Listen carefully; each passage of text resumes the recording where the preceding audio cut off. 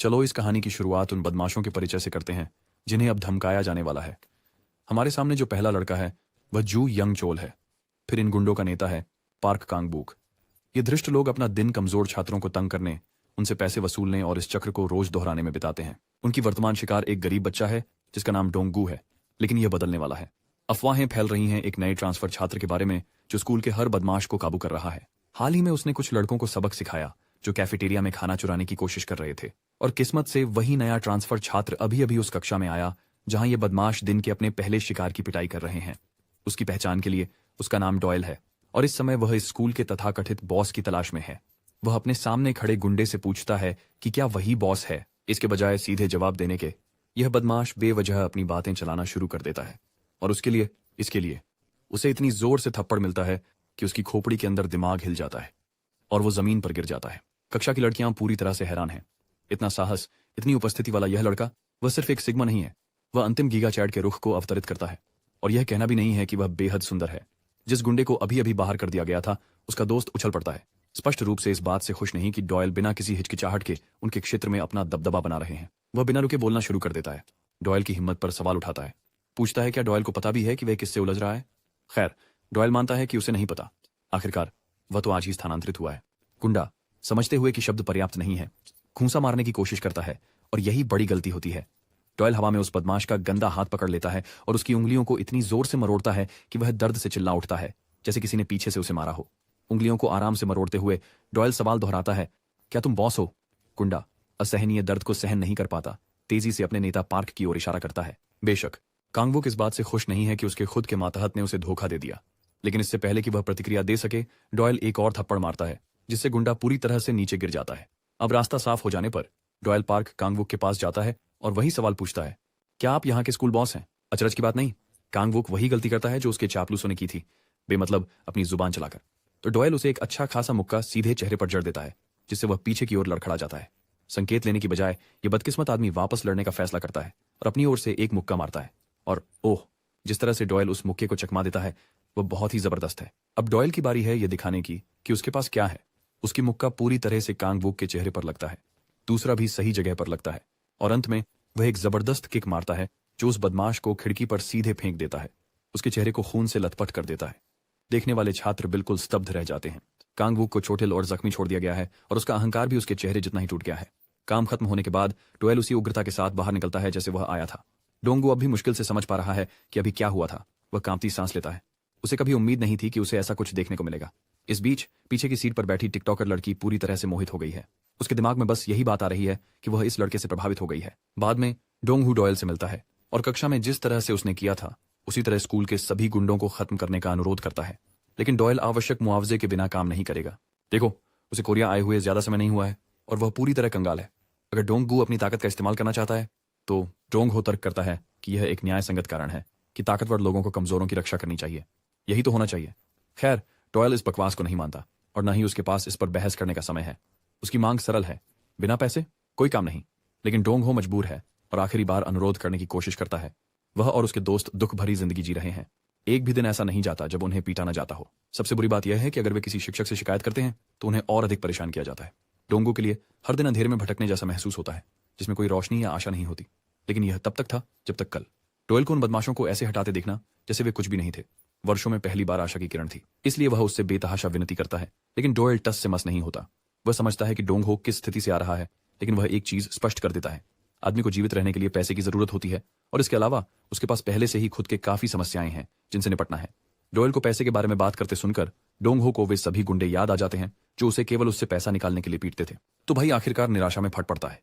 लोगों द्वारा सिर्फ पैसे के लिए परेशान किए जाने से तंग आ चुका है। लगता है जैसे डोयल के पास अपने हालात समझाने के अलावा कोई विकल्प नहीं है। देखो, डोयल के पिता दुनिया के शीर्ष किलर संगठन के प्रमुख हैं जिसे ब्लैकहेड के नाम से जाना जाता है, और डोयल का जन्म और पालन पोषण वहीं हुआ था। लेकिन कुछ समय पहले उसके माता पिता का तलाक हो गया क्योंकि उसका पिता एक बदमाश था जो स्त्री द्वेष की राह पर चल पड़ा और हमेशा उसकी मां को रुलाता रहता।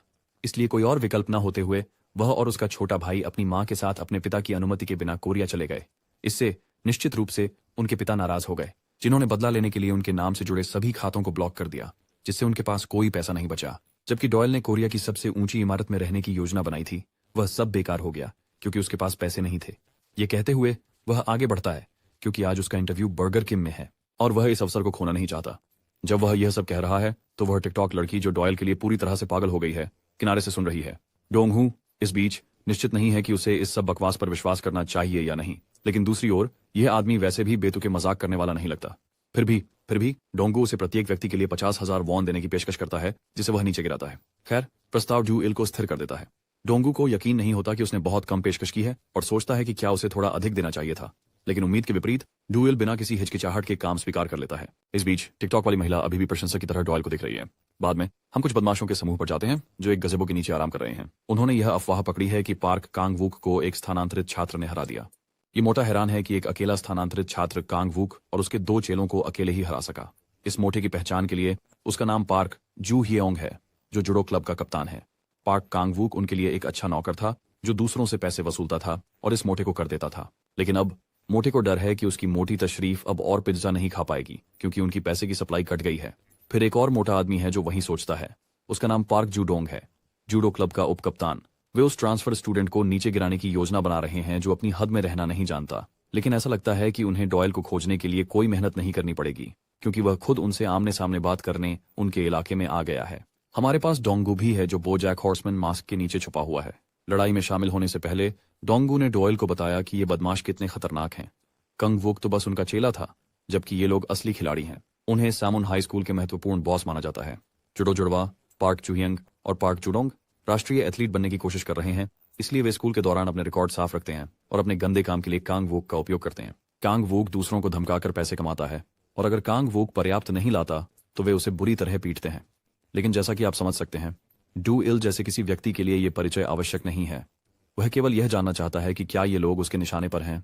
हम यह भी देखते हैं कि टिकटॉक गर्ल जो डू इल के लिए पागल हो गई है, जूडो ट्विंस के साथ घूम रही है और अभी भी उसके बारे में सोचती रहती है। वह उसके रिकॉर्ड किए हुए क्लिप को बार बार देख रही है। वैसे उसका नाम सोल मिना है। वह स्पष्ट रूप से जुनूनी है, अब भी उसके बारे में सोच रही है, फोन पर ध्यान लगाए हुए। जूडोंग उत्सुक है कि उसे इसमें इतनी दिलचस्पी क्यों है। वह जो भी देख रही है, जूडोंग वह भी देखना चाहता है, लेकिन वह महिला साफ इनकार कर देती है। उसी समय हम देखते हैं कि दो इल एक भारी बॉल की तरह आकर जूडोंग के चेहरे पर घुटना मारता है। प्रभाव बहुत ही जबरदस्त है और वह मोटा आदमी एक ही वार में बेहोश हो जाता है। दूसरा मोटा आदमी जल्दी से दो इल पर झपटा मारता है, लेकिन वह बिल्कुल शांत और संयमित रहता है, जैसे कि वह बिल्कुल भी डरा नहीं है। उसकी बेफिक्र रवैया उस मोटे को असमंजस में डाल देता है।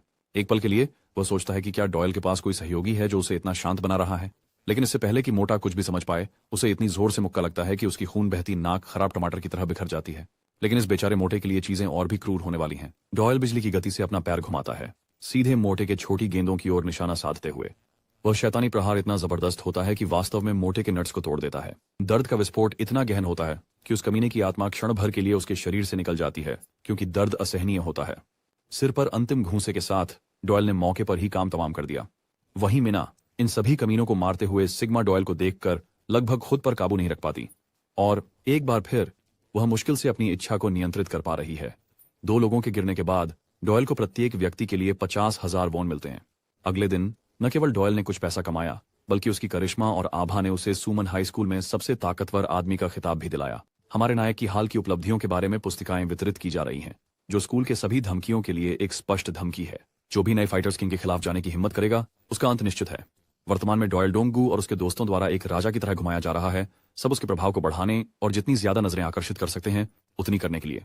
डॉयल को डोंगू जो भी कर रहा है उसमें कोई आपत्ति नहीं है, जब तक उसे पैसे मिल रहे हैं वह ठीक है। और इसके लिए, रिकॉर्ड के लिए, डॉयल इस जुलूस के लिए अतिरिक्त शुल्क लेना चाहता है। जैसा कि वह उन बदमाशों को हराने से कमाई गई रकम गिन रहा है, उसे पता चलता है कि उसे वादा की गई पूरी रकम नहीं मिली है। वो सुनिश्चित है कि उसने 4 लोगों का ध्यान रखा था, जिनमें वे 2 जूडो सुअर और उनके गुंडे शामिल थे। उसे आश्चर्य होता है कि क्या वे 2 अन्य लोग गिनती में नहीं आते। डोंगू स्पष्ट करता है कि उसने केवल जूडो जुड़वाओं अर्थात जू हियोंग और जुडोंग के उन्मूलन का अनुरोध किया था। लेकिन डॉयल कोई बहाना सुनने को तैयार नहीं है और डोंगू से मांग करता है कि वह और 1 लाख वॉन दे। आखिरकार डोंगू एक अमीर परिवार से है, तो 2 लाख वॉन भी उसके लिए केवल जेब खर्च ही है। डोंगू अचानक रुककर डॉयल से सवाल पूछता है कि उसे उसके परिवार के बारे में कैसे पता चला। जो डोंगू समझ पा रहा है वह यह है कि डॉयल ने उससे संपर्क इसलिए किया क्योंकि इस कमीने को पता था कि उसका परिवार अमीर है। डोयूल को कैसे उसके परिवार के बारे में पता चला, ये समझने के लिए हम अतीत में जाते हैं, जहां डोंगहू के कुछ दोस्त बताते हैं कि उसका परिवार अमीर है। तो डोयूल बस ये कहता है कि पूरे स्कूल को पता है कि उसका परिवार कितना अमीर है। ये तो छोड़िए, डोंगहू ही पहले उससे मिलने आया था। इसके साथ ही कहा डॉयल ने मांग की कि डोंगू जो उस पर बकाया है 1 लाख वॉन वापस करे और इस राशि में परेड के शुल्क शामिल नहीं है।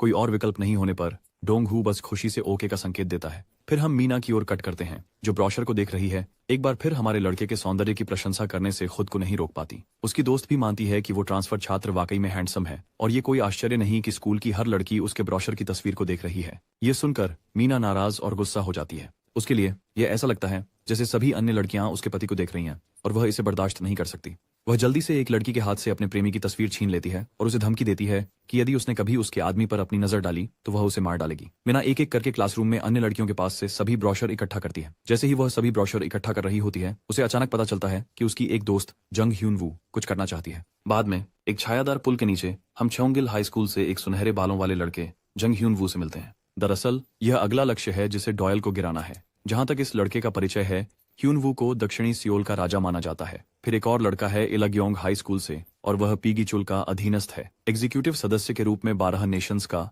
वह निस्संदेह शक्तिशाली है। डॉयल डोंगो द्वारा बताए गए 12 नेशंस के बारे में अधिक जानकारी चाहता है, लेकिन डोंगो उसे याद दिलाता है कि यह चर्चा का विषय किसी और दिन के लिए है। फिलहाल उनका मुख्य ध्यान जंग ह्यून वू पर है, क्योंकि यह प्रतिद्वंद्वी ऐसा है जिसे वे हल्के में नहीं ले सकते। आखिरकार इस कमीने ने एक परिपक्व बॉक्सिंग टूर्नामेंट का चैंपियन बनने का साहस किया है, वो भी सिर्फ एक बार नहीं बल्कि 3 बार। एक साधारण व्यक्ति से कहीं अधिक शारीरिक संरचना और आंतरिक गुणों के साथ, यहाँ तक कि जुड़वा जिन्होंने इस कमीने के खिलाफ 7 लड़ाई की, उनके मुकाबले नहीं टिक सके। इसके अलावा जंग ह्यून वू के बारे में सबसे डरावनी बात यह है कि वह स्वभाव से क्रूर है। सरल शब्दों में, अगर यह व्यक्ति किसी पर ध्यान केंद्रित करता है तो वह सुनिश्चित करता है कि अपने प्रतिद्वंद्वी को उनकी सीमाओं तक परेशान और धक्का दे। वह इतना क्रूर है कि लोग उसकी हाथों अपमानित होने की बजाय मरना पसंद करेंगे, और जब वह अपना आपा खो देता है तो यह कहना मुश्किल होता है कि वह क्या कर सकता है। सावधानी बरतने के लिए डोंग हू ने लड़ाई को किनारे से देखने का निर्णय लिया, और अगर स्थिति बिगड़ती है तो वह सुनिश्चित करेगा कि वह तुरंत पुलिस को इसकी रिपोर्ट करे। लेकिन इससे पहले कि यह व्यक्ति अपनी बात खत्म कर सके, डॉयल पहले ही तैयार होकर उन लोगों को मारने के लिए जा चुका होता है।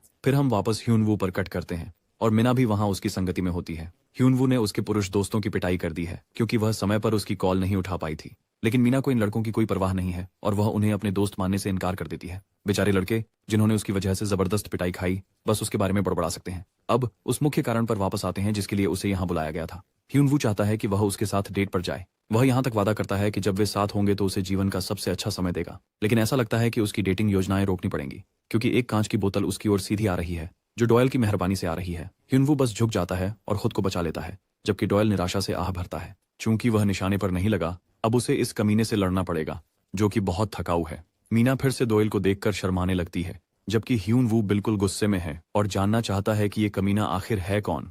इस बीच मीना को गलतफहमी हो जाती है कि यह लड़का उसे बचाने आया है। अब तक डॉयल भी इस पागल महिला को हर जगह देख रहा है जहां वह जाता है, और इसे सिर्फ एक संयोग कहना काफी लंबा होगा। उसके दिमाग में बस एक ही विचार आता है कि वह उसकी गतिविधियों को देख रही होगी। उसे इसका उल्लेख न करना कि वह हमेशा उसे अजीब नजरों से घूरती रहती है, इसलिए वह अंततः उससे बात करता है। भाई उसके चेहरे को पकड़कर साफ साफ धमकी देता है, जबकि उसे नहीं पता कि वह कौन है। अगर वह उसके साथ कुछ बकवास करने आई है तो वह मर जाएगी, लेकिन यह पागल महिला हमारे लड़के के हाथों गला घोंटकर और मार दी जाने के लिए तैयार है। वह सीधे उसे हरी झंडी देती है इसे करने के लिए। हमें ह्यून वू को नहीं भूलना चाहिए, जो इस बात से बेहद नाराज है कि हमारा लड़का उस महिला पर हाथ डाल रहा है जिसे वह प्यार करता है। गुस्से में वह अपनी मुट्ठी बंद करता है और दिव्य गति से डॉयल पर हमला करता है। वह पंच जो वह लगाने वाला है उसकी खास चाल है। उसकी गति इतनी तेज है कि दूर से देख रहे डोंगू का दिमाग खराब हो रहा है, लेकिन ह्यून वू की गति को थूक से जल्दी रोक दिया जाता है।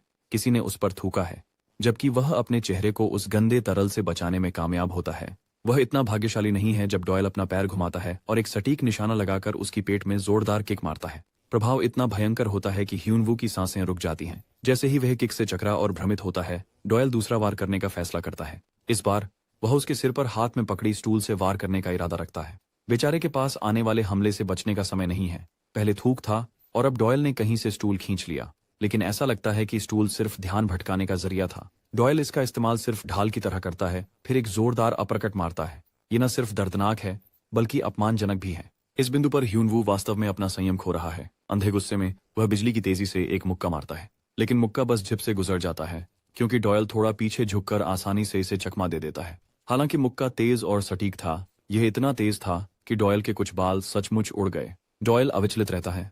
बिना एक पल की देरी के वह अपनी मुट्ठी कसता है और सीधे ह्यून वू के पेट में एक मुक्का मारता है। यह पेट पर मुक्का इतना जोरदार होता है कि ह्यून वू तुरंत अपने पसलियों के चटकने का अनुभव करता है, लेकिन डॉयल उसे आश्वस्त करता है कि उसकी पसलियां अभी टूटी नहीं हैं। वास्तविक क्षति तब होती है जब वह एक स्टूल को सीधे ह्यून वू की पसलियों पर मारता है, और इस बार वास्तव में ऐसा होता है। भाई की पसलियां टूट जाती हैं। और उसकी सांस फेफड़ों में अटक जाती है। कभी इस जगह का राजा माने जाने वाला ताकतवर लड़ाका अब एक टूटे हुए पिनाटा से अधिक कुछ नहीं है। उसके गुंडे बस वहीं जमे खड़े हैं। समझ नहीं आ रहा कि ये क्या हुआ। जो आदमी तंग किया जा रहा था वह भी आश्चर्य में है।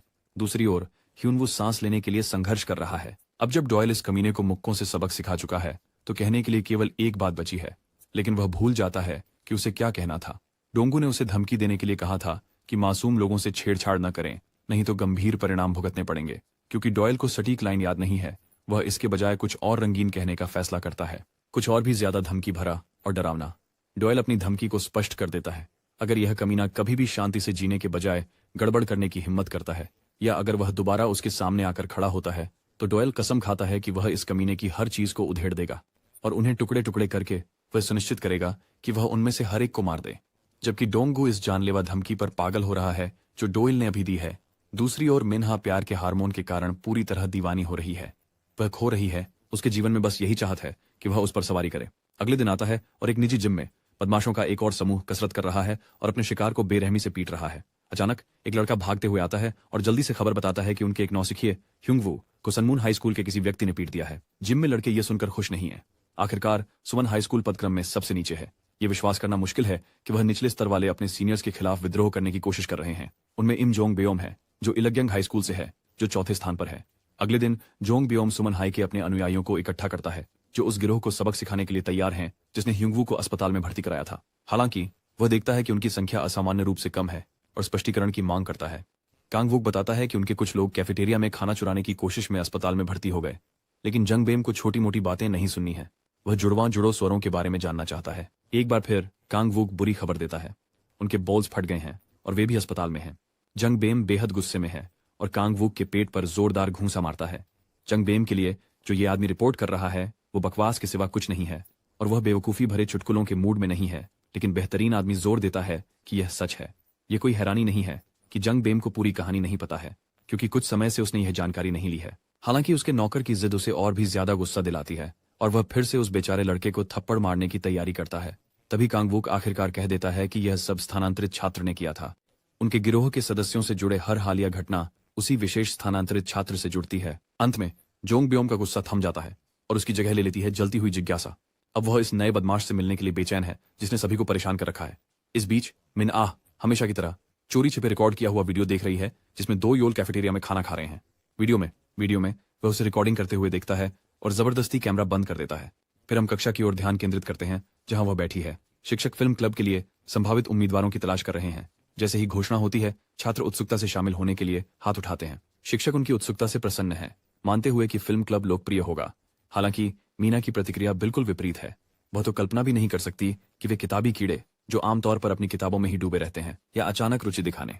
वो पहले से ही खुद को अपने जीवन के प्यार के साथ चलते हुए देखती है। फिल्म क्लब सभी गतिविधि क्लबों में उच्च सम्मान में रखा जाता है और वह किसी दूसरी लड़की को अपनी जगह नहीं लेने देना चाहती। उधर स्कूल में कहीं डॉयल भी मिन आह के बारे में सोच रहा है। वह जानना चाहता है कि वह हमेशा उसका पीछा क्यों कर रही है और उसके इरादे क्या हैं। डोंगू को केवल यह जानकारी है कि उसका जन्म शिनलिम डोंग में हुआ था। चूंकि डॉयल ने उसे अपने अतीत में कभी नहीं देखा है, वह शक करने लगता है कि शायद उसे उसके पिता ने जासूस के रूप में भेजा हो। डोंगू विषय बदलता है और पूछता है कि डॉयल कौन से क्लब में शामिल होने की योजना बना रहा है। इसके जवाब में डोयुल ने एनीमे क्लब में रुचि दिखाई। यह बात डोंगू को बिल्कुल समझ में नहीं आई। एनीमे क्लब ओटाकूस के लिए एक पवित्र स्थान है, जबकि डोयुल एक सामान्य ओटाकू से बिल्कुल विपरीत है।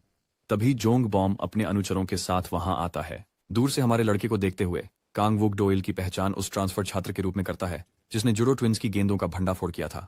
जांग नियम अपने बेवकूफ अनुचर के बार बार गेंदों का जिक्र करने से और अधिक चिढ़ने लगता है। ये डरावना लगता है। फिर भी जोंगबियम दोयंग पर ध्यान केंद्रित करता है। वह आगे बढ़ता है, उसका समूह उसके पीछे पीछे चलता है, जबकि डोंगहुन अभी भी एनीमे क्लब की गतिविधियों के बारे में बोल रहा है। डोयल अचानक गुंडों को देखता है और एक पल की भी देरी किए बिना चीते की फुर्ती के साथ उनकी ओर दौड़ पड़ता है। कांगवुक डोयल को सीधे उनकी ओर दौड़ते देखकर डरने लगता है, जबकि कांगवुक जानता था कि यह बदमाश पागल है। उसे नहीं पता था कि वह इतना पागल है। भेड़ के बच्चे को अपनी ओर दौड़ते देख जोंग बेओम तुरंत अपनी स्थिति ले लेता है, लड़ाई के लिए तैयार। वह फैल करता है और पहले घूंसा मारता है, लेकिन उसका पंच निशाने से चूक जाता है। वह फिर से प्रयास करता है, फिर भी डोयल निंजा की तरह फुर्ती से बच जाता है, पूरी तरह से जांग बेम के पास से निकल जाता है। जांग बेम पूरी तरह से हक्का बक्का रह जाता है। इस आदमी ने उन्हें नजरअंदाज क्यों किया और दौड़कर बाहर चला गया। जवाब स्पष्ट हो जाता है जब हम मिना को दूर में देखते हैं। डोयल अपनी अचानक उपस्थिति से उसे चौंका देता है, जिससे वह घबरा जाती है। उसके हाथ में पकड़ी सभी पुस्तिकाएं उड़ जाती हैं। उसे घबराहट होने लगी। उसके हाथ में पकड़ी सारी ब्रोशर हवा में उड़ गए जब उसने उसे जमीन पर दबा दिया, उसके ऊपर गिरते हुए। जबकि यह पल पागल महिला के लिए एक ड्रामा से सीधे एक रोमांटिक साक्षात्कार जैसा लगता है। डॉयल सिर्फ काम की बात करते हैं। वह अपनी पूछताछ शुरू करते हैं, ये जानने की मांग करते हैं कि वह उसका पीछा क्यों कर रही है और लगातार उसकी तस्वीरें क्यों खींच रही हैं। इसके अलावा वह जानना चाहते हैं कि क्या उसके पिता ने उसे उसका पीछा करने के लिए भेजा है। निश्चित रूप से यह प्रेम में पड़ी महिला पूरी तरह से स्थिति को गलत समझती है, सोचती है कि डॉयल उसे अपने परिवार से मिलाने की योजना बना रहे हैं। इस बीच चलिए जंग बेओम को न भूलें, जो इस तरह नजरअंदाज किए जाने के बाद बिल्कुल गुस्से में दिख रहा है। ये लड़का 2 इल की ओर तेजी से बढ़ता है, उसका सिर कुचलने की कोशिश करता है, लेकिन हमारा लड़का तेज है। एक पल में ही वह उसकी टांग पकड़कर उसे दूर धकेल देता है। ऐसा लगता है कि जंग बेओम ने आखिरकार 2 इल का ध्यान आकर्षित कर लिया है, और यह अच्छी बात नहीं है। गुंडा एक मुक्का मारने की कोशिश करता है, लेकिन डॉयल आसानी से बच जाता है। जांग बम हार मानने से इनकार करता है। एक के बाद एक वह अपने हमलों की बौछार जारी रखता है। उसके प्रयासों के बावजूद एक भी हमला सही निशाने पर नहीं लगता। दूसरी ओर डॉयल फैसला करता है कि अब उसे अपने पंच से जवाब देना चाहिए, लेकिन किस्मत की कुछ और ही योजना है। जैसे ही वह प्रहार करने वाला होता है, सनमून हाई स्कूल के स्टूडेंट हेड बीच में आ जाते हैं, लड़ाई को रोकते हुए। उनका नाम वांग डुचोल है और वह उन्हें इसे बंद करने का आदेश देते हैं। जोंग बम इस बूढ़े को पार्टी में घुसते देख बिल्कुल खुश नहीं है। फिर भी वह एक सिगरेट जलाता है, लेकिन इससे पहले वह डॉयल को अंतिम धमकी देता है, कल उसका इंतजार कर रही परिणाम की चेतावनी के साथ। इसके साथ ही वह अपने चमचों के साथ चला जाता है। फिर डुएल कुछ ऐसा करता है जिसकी कोई कल्पना भी नहीं कर सकता था। वह वास्तव में छात्र प्रमुख के सामने ही जोंग बेओम के सिर पर वार करता है और वह एक ही वार बेचारे को बेहोश कर देता है। किनारे पर कांगवू बहुत घबरा जाता है, यह सोचकर कि डुएल ने जोंग बेओम पर हमला करके अपने लिए मुसीबत खड़ी कर ली है। यहां तक कि डुएल डोंगू, जो वास्तव में डॉयल को यह काम करने के लिए भुगतान कर रहा था, पूरी तरह से हैरान रह जाता है। जहां तक उसका सवाल है, डॉयल अभी तक एक मध्यम स्तर के बॉस का भी सामना नहीं कर पाया है, और अब उसने असली बॉस का ध्यान अपनी ओर खींच लिया है। फिर हम एक संदिग्ध अपार्टमेंट में कट करते हैं, जहां एक टैटू वाला आदमी अपने शिकारों को बुरी तरह से प्रताड़ित कर रहा है। उसकी यातना का सत्र अचानक बाधित हो जाता है जब उसे फोन पर जांग बेओम की पिटाई की खबर मिलती है। ये लड़का इलग्यूनग हाई स्कूल से है और उसका नाम इम जोंग चान है। अंत में हम कुख्यात समूह 12 नेशंस के बारे में जानते हैं। वे देश के सबसे खतरनाक 11 में से 12 हैं, अपनी क्रूरता के लिए कुख्यात। लेकिन आज योएल के लिए ये 12 राष्ट्र बस गुंडों का समूह है। वह समझ नहीं पा रहा है कि लोग उनके बारे में इतना बड़ा हंगामा क्यों करते हैं। अभी उन 12 गुंडों से भी बुरा कुछ है, वह सजा जो वह वर्तमान में झेल रहा है। वांग डुचोल की वजह से वह पूरे हफ्ते बाथरूम साफ कर रहा है। उसकी सजा की निगरानी कर रहे शिक्षक अंदर ही अंदर इस स्थिति से खुश हैं। वह खुश हैं कि यह गर्वीला ट्रांसफर छात्र अनुशासन का स्वाद चख रहा है। इस बीच डोंगू अपनी पूरी कोशिश कर रहा है डुएल को यह समझाने की कि 12 राष्ट्रों को हल्के में नहीं लिया जाना चाहिए। योंगबेओम पर हाथ डालकर डुएल ने उन्हें उकसाया है और अब इलग्यूंग हाई स्कूल उसे ढूंढने आ रहा है। इलग्यूंग बेरहम है। वे तब तक चुप नहीं बैठते जब तक उनके किसी सदस्य का खून नहीं बहता, लेकिन डुएल प्रभावित नहीं है। उसके हिसाब से कोई वास्तव में बेरहम नहीं है जब तक उसने किसी का हाथ या पैर नहीं काटा हो। इसके अलावा वही लोग थे जो उसके पास आए और लड़ाई शुरू की। फिर भी वह आंशिक रूप से डोंगहू को इस मुसीबत में डालने के लिए दोषी मानता है। आखिरकार डोंगहू ही था जो चाहता था कि इन बदमाशों को नीचे गिराया जाए। अब यह पूरी स्थिति डोयल को सचमुच परेशान कर रही है। वह इस सारी बेहूदगी से तंग आ चुका है, इतना तंग कि उसने पूरी तरह से छोड़ने का फैसला कर लिया है। वह इस अंतहीन लड़ाई के चक्र को झेलने के बजाय अंशकालिक नौकरी करके कुछ असली पैसा कमाना पसंद करेगा। डोंगू इस फैसले से खुश नहीं है। वह डॉयल को याद दिलाता है कि उसे किसी भी पार्ट टाइम नौकरी से ज्यादा पैसे मिल रहे हैं और साथ ही सेवरेंस पे भी है, जो कि बोनस है। लेकिन डॉयल प्रभावित नहीं होता। वह डोंगू से कहता है कि कहीं और जाए। कोई और विकल्प न होते हुए डोंगू अंततः चला जाता है। जैसे ही वह सड़क पर चलता है, उसे याद आता है कि कैसे बदमाशों में से एक ने उसे थप्पड़ मारा था। उस समय डोंगू ने बस उस हरामी की तरफ घूर कर देखा था, और जब उस बदमाश को एहसास हुआ कि अब डोंगू डॉयल के साथ जुड़ा हुआ है, तो वह जल्दी से पसीना बहाने लगा और समझौता करने की कोशिश की। अब डोंगू को लगता है कि उसकी खुशी के छोटे दिनों का अंत हो गया है। उसे उन सालों से झात नरक जैसे जीवन में लौटना होगा। वह खुशी के क्षणों को याद करता है, जहां वह अपने दोस्तों के साथ समय बिता सकता था, जो चाहे वह कर सकता था। कोई भी उसे आदेश नहीं देता था, उसे पैसे नहीं लेता था या उसे बेवजह पीटता नहीं था। लेकिन अब ऐसा लगता है कि उसके पास फिर से उस नर्क को अपनाने के अलावा कोई विकल्प नहीं है। जैसे ही चलते समय एक रहस्यमयी आदमी अचानक प्रकट होता है, उसके कंधे पर हाथ डालते हुए जैसे वे गहरे दोस्त हों। डोंगहू को नहीं पता कि यह आदमी कौन है, लेकिन वह अजनबी जाहिर तौर पर उसे जानता है। वह डोंगहू को दोएल के चर्चित दोस्त के रूप में पहचानता है। अब तक डोंगहू को पता है कि उसके लिए चीजें बहुत बुरी तरह से मोड़ लेने वाली हैं। बाद में वही आदमी डोंगहू को जोंग बेओम के पास घसीट कर ले जाता है, जो तुरंत ही उससे 2 एल की मौजूदगी के बारे में पूछताछ करने लगता है। बेशक डोंगहू जोर देता है कि उसे कुछ नहीं पता। उसका जवाब जोंग बेओम को नाराज कर देता है, इसलिए बिना किसी विचार के वह डोंगहू के चेहरे पर एक जोरदार किक मारता है, जिससे उसकी नाक से खून बहने लगता है और उसकी चश्मा उड़ जाता है। जोंग बेओम केवल यह मांग करता है कि वह एक साधारण फोन कॉल करे और उस कमीने को यहां बुलाए। कांपते हुए डोंगहू जल्दी से एक नंबर डायल करता है, लेकिन डॉयल के बजाय वह हेल्पलाइन नंबर डायल कर देता है। लाल जैकेट वाला आदमी इस पर ध्यान देते ही वह गरीब डोंगू को जान से मारने की धमकी देते हैं। उन्हें एहसास होता है कि उन्होंने क्या किया और वे उसे बेरहमी से पीटने लगते हैं, जब तक कि उसके पास इसे एक वफादार आज्ञाकारी कुत्ते की तरह सहन करने के अलावा कोई चारा नहीं रहता। इस बीच हम डॉयल की ओर कट करते हैं, जो बर्गर किंग में एक पार्ट टाइम पोजीशन के लिए इंटरव्यू में शामिल हो रहा है, जबकि उसका पूर्व नियोक्ता अपनी जिंदगी की मार खा रहा है। इंटरव्यू लेने वाला डॉयल से उसके शौक या किसी विशेष कौशल के बारे में पूछता है, जबकि डॉयल के पास पार्ट टाइम नौकरियों का कोई अनुभव नहीं है। वह कहता है कि वह करीबी मुकाबला और चाकू फेंकना जानता है। हालांकि इंटरव्यू लेने वाला गलत सुनता है और पूछता है कि वह स्वैगर क्यों फेंकेगा। डॉयल सीधे अंदाज में स्पष्ट करता है कि उसका मतलब था छुरे फेंकना। यह सुनकर इंटरव्यू लेने वाला अब यह मान लेता है कि डॉयल एक सनकी है, भले ही वह पहली नजर में बिल्कुल सामान्य दिखाई दिया। फिर भी इंटरव्यू लेने वाला यह स्वीकार करता है कि डॉयल की कला सचमुच दिलचस्प है, लेकिन दुर्भाग्यवश उनके पास किसी ऐसे व्यक्ति के लिए कोई काम नहीं है जो कि छुरी फेंक सकता है। वह संदेह व्यक्त करता है कि क्या डॉयल किसी भी स्थिति के लिए रेस्टोरेंट में उपयुक्त होगा। तभी फिर दो ताकतवर लोग रेस्तरां में प्रवेश करते हैं। उनमें से एक पेट में दर्द के कारण अपना पेट पकड़े हुए है। वह उदास है कि इस जगह से खाया गया बर्गर उसके पेट को खराब कर गया। वह यहाँ तक कि एक बर्गर की फोटो दिखाता है, ऐसा दावा करते हुए कि यह इस रेस्तरां का है। तस्वीर स्पष्ट रूप से बर्गर के अंदर एक तिलछट्टा दिखाती है, जो यह साबित करता है कि खाना जहरीला है। यह सुनकर दूसरे ग्राहक जो शांति से अपना खाना खा रहे थे, अपने खाने की जांच करने लगते हैं कि क्या यह दावा सही है, पर यह केवल एक हानिरहित जैतून साबित होता है। दुकान का मालिक गुस्से में भरे व्यक्ति को शांत करने की कोशिश करता है, अनावश्यक परेशानी से बचने के लिए अपनी शिष्टता बनाए रखते हुए। हालांकि वह व्यक्ति सुनने से इनकार करता है और इस बारे में भड़कता रहता है कि कैसे कचरा बर्गर ने उसका पेट खराब कर दिया। इसी बीच उसी क्षण डॉयल आदमी के पास से बेफिक्र होकर गुजरता है, चुपके से उसका कंधा छूते हुए। गुस्से में आदमी उसे घूरता है, लेकिन डॉयल पर इसका कोई असर नहीं होता। इस बीच हम डोंगू से पूछताछ कर रहे समूह की ओर लौटते हैं। वे उसका फोन चेक करते हैं और जल्दी समझ जाते हैं कि डोंगू के पास डू एल का नंबर तक नहीं है। यह साफ साबित करता है कि वे दोस्त नहीं हैं। जोंग ब्योम डू एल को ट्रैक करने में प्रगति की कमी से निराश होकर परेशान महसूस करता है। वह स्कूल के मुख्य गेट के बाहर इतने समय से इंतजार कर रहा था, फिर भी वे डू एल को नोटिस करने में असफल रहे। झुंझलाकर जोंग बियोंग लौटकर डोंगू की तरफ ध्यान देता है। एक अंतिम लात मारने के बाद वह अपने गुंडों के साथ चला जाता है। फिर हम इलग्युंग हाई स्कूल के गुंडों और उनके नेता इम जोंग चान की ओर चलते हैं। उनके बगल में उनका सहपाठी चोई हियो चांग खड़ा है।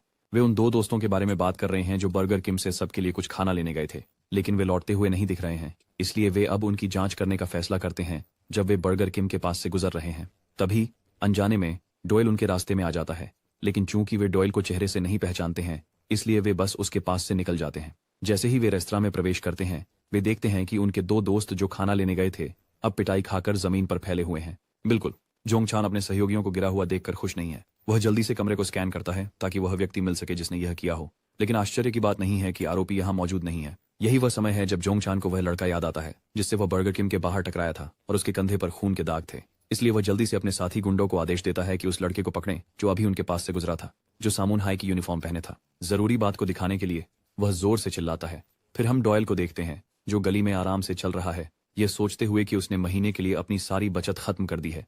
भले ही उसे कोई पार्ट टाइम नौकरी मिल जाए, उसे अगले महीने तक पैसे नहीं मिलेंगे, इसलिए उसे किसी की जरूरत है जो उसे तुरंत पैसे दे सके। और जब तुरंत पैसे देने की बात आती है तो मन में बस एक ही नाम आता है, डोंग गू, जो किस्मत से ठीक उसके सामने खड़ा है। ऐसा लगता है कि डोंगू जानबूझकर बर्गर किंग की ओर डॉयल से मिलने के लिए जा रहा था और वह उसे सुरक्षित देखकर राहत महसूस करता है। इससे पहले कि डॉयल डोंगू की गंभीर चोटों के बारे में पूछ सके, वे बदमाश वहां पहुंच जाते हैं। मोटा व्यक्ति अपना परिचय इलग्यंग के चोई हेओचांग के रूप में देता है और 2 एल से सुनने की मांग करता है। वह अपने गधे जैसे मुंह से चिल्लाता रहता है, हमारे लड़के को पास बुलाने का आदेश देता है।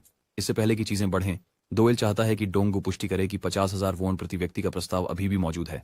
निश्चित रूप से ये डोंगू को मुस्कुराने पर मजबूर कर देता है, हालांकि वह स्पष्ट कर देता है कि कोई सेवरेंस पे नहीं होगा। इस बीच मोटा कमीना अधीर और नाराज हो जाता है कि डॉयल उसे नजरअंदाज कर रहा है, तो कमीना हमारे लड़के पर झपटता है, केवल जमीन पर पटक दिए जाने के लिए।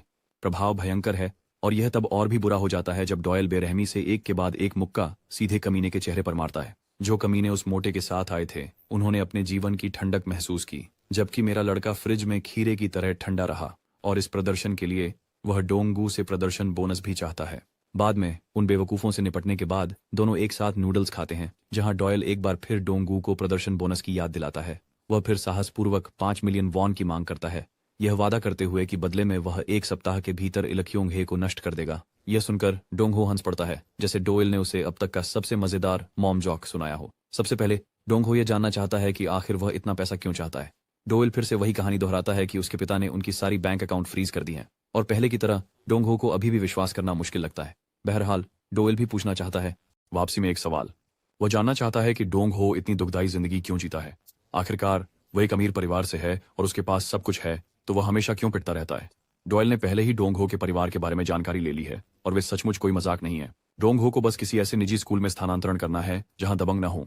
इसके अलावा जब डोंग हो के माता पिता अपने बेटे को अस्त व्यस्त देखते हैं तो वे चिंतित क्यों महसूस करते हैं। खैर, डोंग हो बताते हैं कि वे दोनों अभी विदेश में हैं। अंततः दोयल कुछ टेकआउट खाना पैक करने के बाद निकलते हैं। विदाई के बाद दोयल अपने रास्ते पर हैं। इसी समय वह फिर से उसी पागल मिनाई से मिलता है। फिर हम वापस जोंगचान पर कट करते हैं, जो अपने गुर्गों को चोटिल हालत में देखकर घूर रहा है। भाई पूरी तरह से गुस्से में है और वह तुरंत कांगवुक का नंबर डायल करता है। कांगवुक टॉयलेट सीट पर बैठा होता है जब उसे फोन आता है, जो उसे बुरी तरह चौंका देता है। फिर हमें सियोल के 3 सबसे बदतर बदमाश स्कूलों में से एक की झलक मिलती है। वे सियोल के दक्षिण पश्चिम क्षेत्र को नियंत्रित करते हैं और स्कूल का नाम इलग्यंग हाई है। कुछ छात्र आर्थिक समस्याओं के कारण दाखिला लेते हैं, लेकिन उनमें से अधिकांश के पास किशोर अपराध के रिकॉर्ड हैं या वे साधारण स्कूलों में दाखिला नहीं ले सकते क्योंकि वे बिल्कुल सनकी हैं। इसीलिए इसे अब तक का सबसे खराब स्कूल कहा जाता है। ये इतना बुरा है कि छात्रों को स्कूल के अंदर धूम्रपान करते हुए देखा जा सकता है। वास्तव में स्कूल में धूम्रपान के लिए एक निर्धारित क्षेत्र भी है जहां सभी छात्र जमा होते हैं ताकि थोड़ी राहत पा सकें। और जहां तक शिक्षकों की बात है, वे पूरी तरह से छात्रों के नियंत्रण में होते हैं। वे रिश्वत स्वीकार करते हैं और स्कूल में हो रही अवैध गतिविधियों पर आंखें मूंद लेते हैं। यहाँ तक की चर्चाएं हैं कि प्रिंसिपल खुद एक पूर्व गैंगस्टर है। हालांकि इलग्यंग हाई में सबसे बड़ी समस्या एक लड़का है जिसका नाम पीजी चोल है, जो 12 नेशंस के सदस्यों में से एक है। लंबे समय से इलग्यंग हाई कई गुटों में बंटी हुई थी, लेकिन जी चोल ने मात्र अपनी ताकत से उन्हें एकजुट किया। आजकल वह बाइक चोरी, बीमा धोखाधड़ी, उगाही, रेस्तरां के खिलाफ धमकी और यहाँ तक कि हत्या जैसी और भी भयानक अपराधों का संचालन करता है।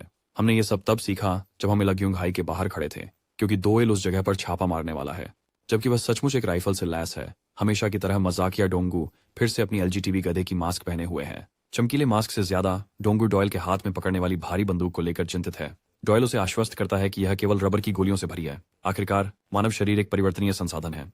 जितना अधिक आप उन्हें सुरक्षित रखते हैं उतना ही बेहतर है। जैसे ही वे आगे बढ़ते हैं, डोंगू एक बार फिर से डुएल को फिर से सोचने के लिए मनाने की कोशिश करता है, इससे पहले कि बहुत देर हो जाए। इलग्यंग हाई में हिंसा की रिपोर्ट इतनी बार होती है कि अगर कोई पुलिस को बुलाए तो वे सिर्फ हंस देंगे, लेकिन डुएल को रोकने के बजाय यह तथ्य वाकई उसे राहत देता है। ये उसके पक्ष में काम करता है, लेकिन डुएल की विचलित करने वाली राहत डोंगू को और भी चिंतित कर देती है। जल्द ही वे 2 छात्रों से टकराते हैं।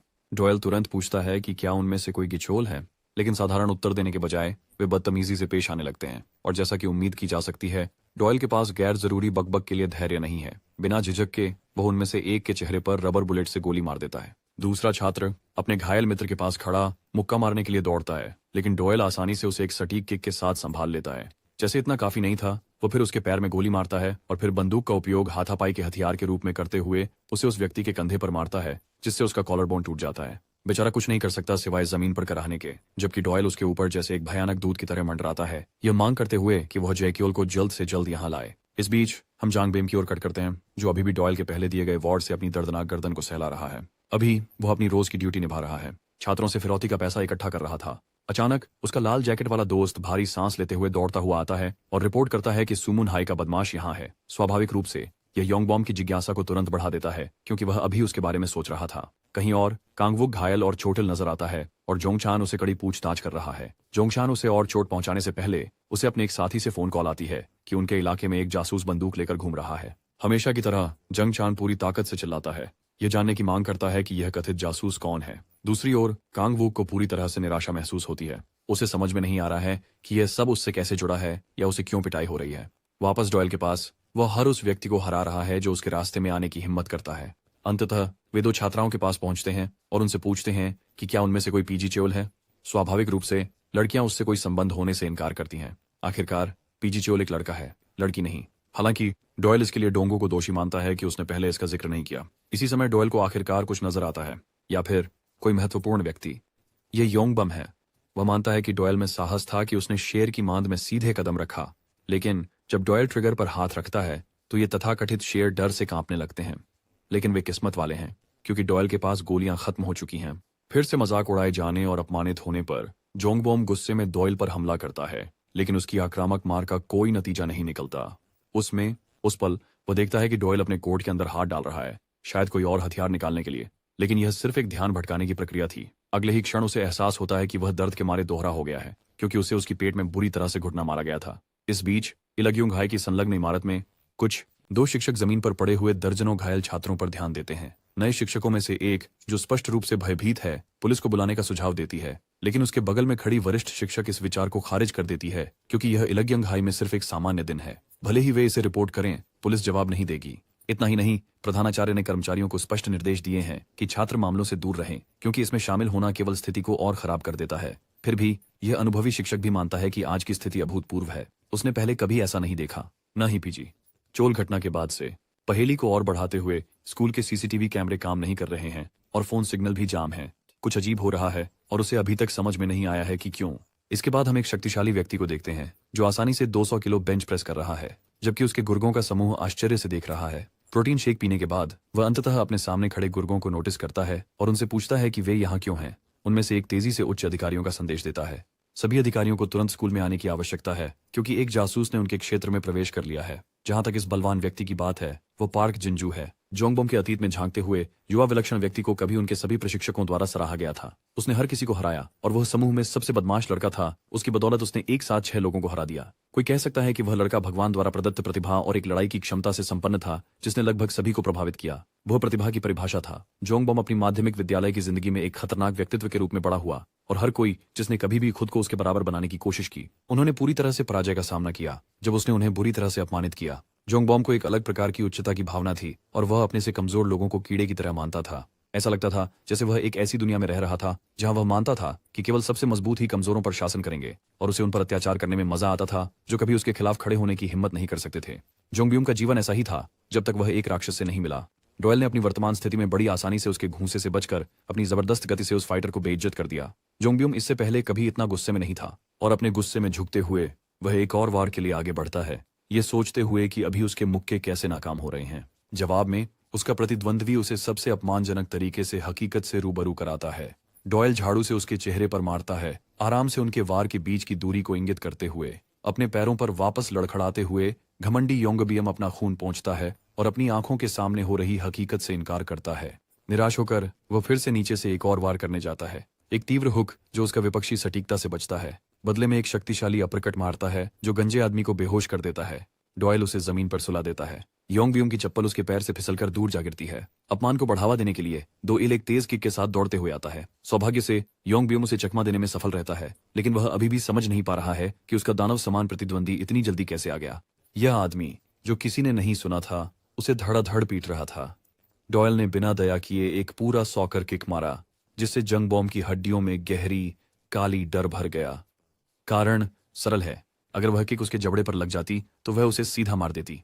डॉयल अपने प्रतिद्वंद्वी की तेजी की प्रशंसा करता है, पुष्टि करते हुए कि उसने अभी अभी जोंग बॉम्ब को जीवन भर के लिए अपंग करने की कोशिश की थी। गंजे आदमी को उसकी बातों की याद दिलाते हुए डॉयल जोर देकर कहता है कि कोई भी विनती उसे उस पिटाई से नहीं बचा पाएगी जिसकी वह हकदार है। यह दृश्य देखकर डोंगू के पास शब्द नहीं है। डॉयल सोचता है कि उसे सजा कम करनी चाहिए, लेकिन उसका क्या फायदा होगा, क्योंकि यह साइकोपैथ उसके पैर को तोड़ने के मूड में है ताकि वह दया करके पीछे हट सके। उन शब्दों को सुनकर योंगबॉम्ब को एक बार फिर से अपने अतीत की याद आ जाती है, कैसे वह निर्दयतापूर्वक अपने से कमजोर लोगों को नीचा दिखाता था। एक काव्यात्मक मोड़ में स्थिति पलट गई है और अब वह अपनी ही विचारधारा का शिकार हो गया है। गुस्से में वह डॉयल पर ताकतवर घूंसा मारने की कोशिश करता है, जिसे डॉयल चतुराई से बच जाता है। डॉयल एक और वार से बचता है, जबकि खून के प्यासे जोंगबम लगातार उस पर हमले करते रहते हैं। हमारा लड़का चिंतित नहीं है। ये उसके लिए बहुत आसान है, क्योंकि वह लापरवाही से न सिर्फ एक बल्कि कई बार उसकी राह में फेंक देता है। जोंगबम को डॉयल के क्रोधी वार के अंतिम निर्णायक प्रहार से पूरी तरह नष्ट कर दिया गया है। उसकी बेइज्जती का दृश्य उसके चापलूसों को शब्दहीन कर देता है। जोंगबम को खिलौने की तरह खेलते देख वे अवाक हैं। जमीन पर अपने ही शब्दों में कमजोर होकर गड़गड़ाता हुआ वह डॉयल की ओर देखता है, जो उसके ऊपर सबसे अहंकारी नजर से देख रहा है। वह जोंगबम से कहता है कि यह हाई स्कूल कुछ खास नहीं है। अपनी ओर से कुछ भी करने में असमर्थ गंजा सिर अपने अनुचरों की ओर मुड़ता है, उन पर चिल्ला रहा है कि वे खड़े क्यों हैं। जोंगबम उन्हें डांटता है और प्रत्येक व्यक्ति को डॉयल को गिराने का आदेश देता है, लेकिन कैसे? क्या वे कर सकते थे? क्योंकि उन्होंने अपनी ही आंखों के सामने सबसे क्रूर पराजय में से एक देखा। कुछ समय बाद उसका वरिष्ठ जोंगचान स्कूल हॉल में चलते हुए परेशान है।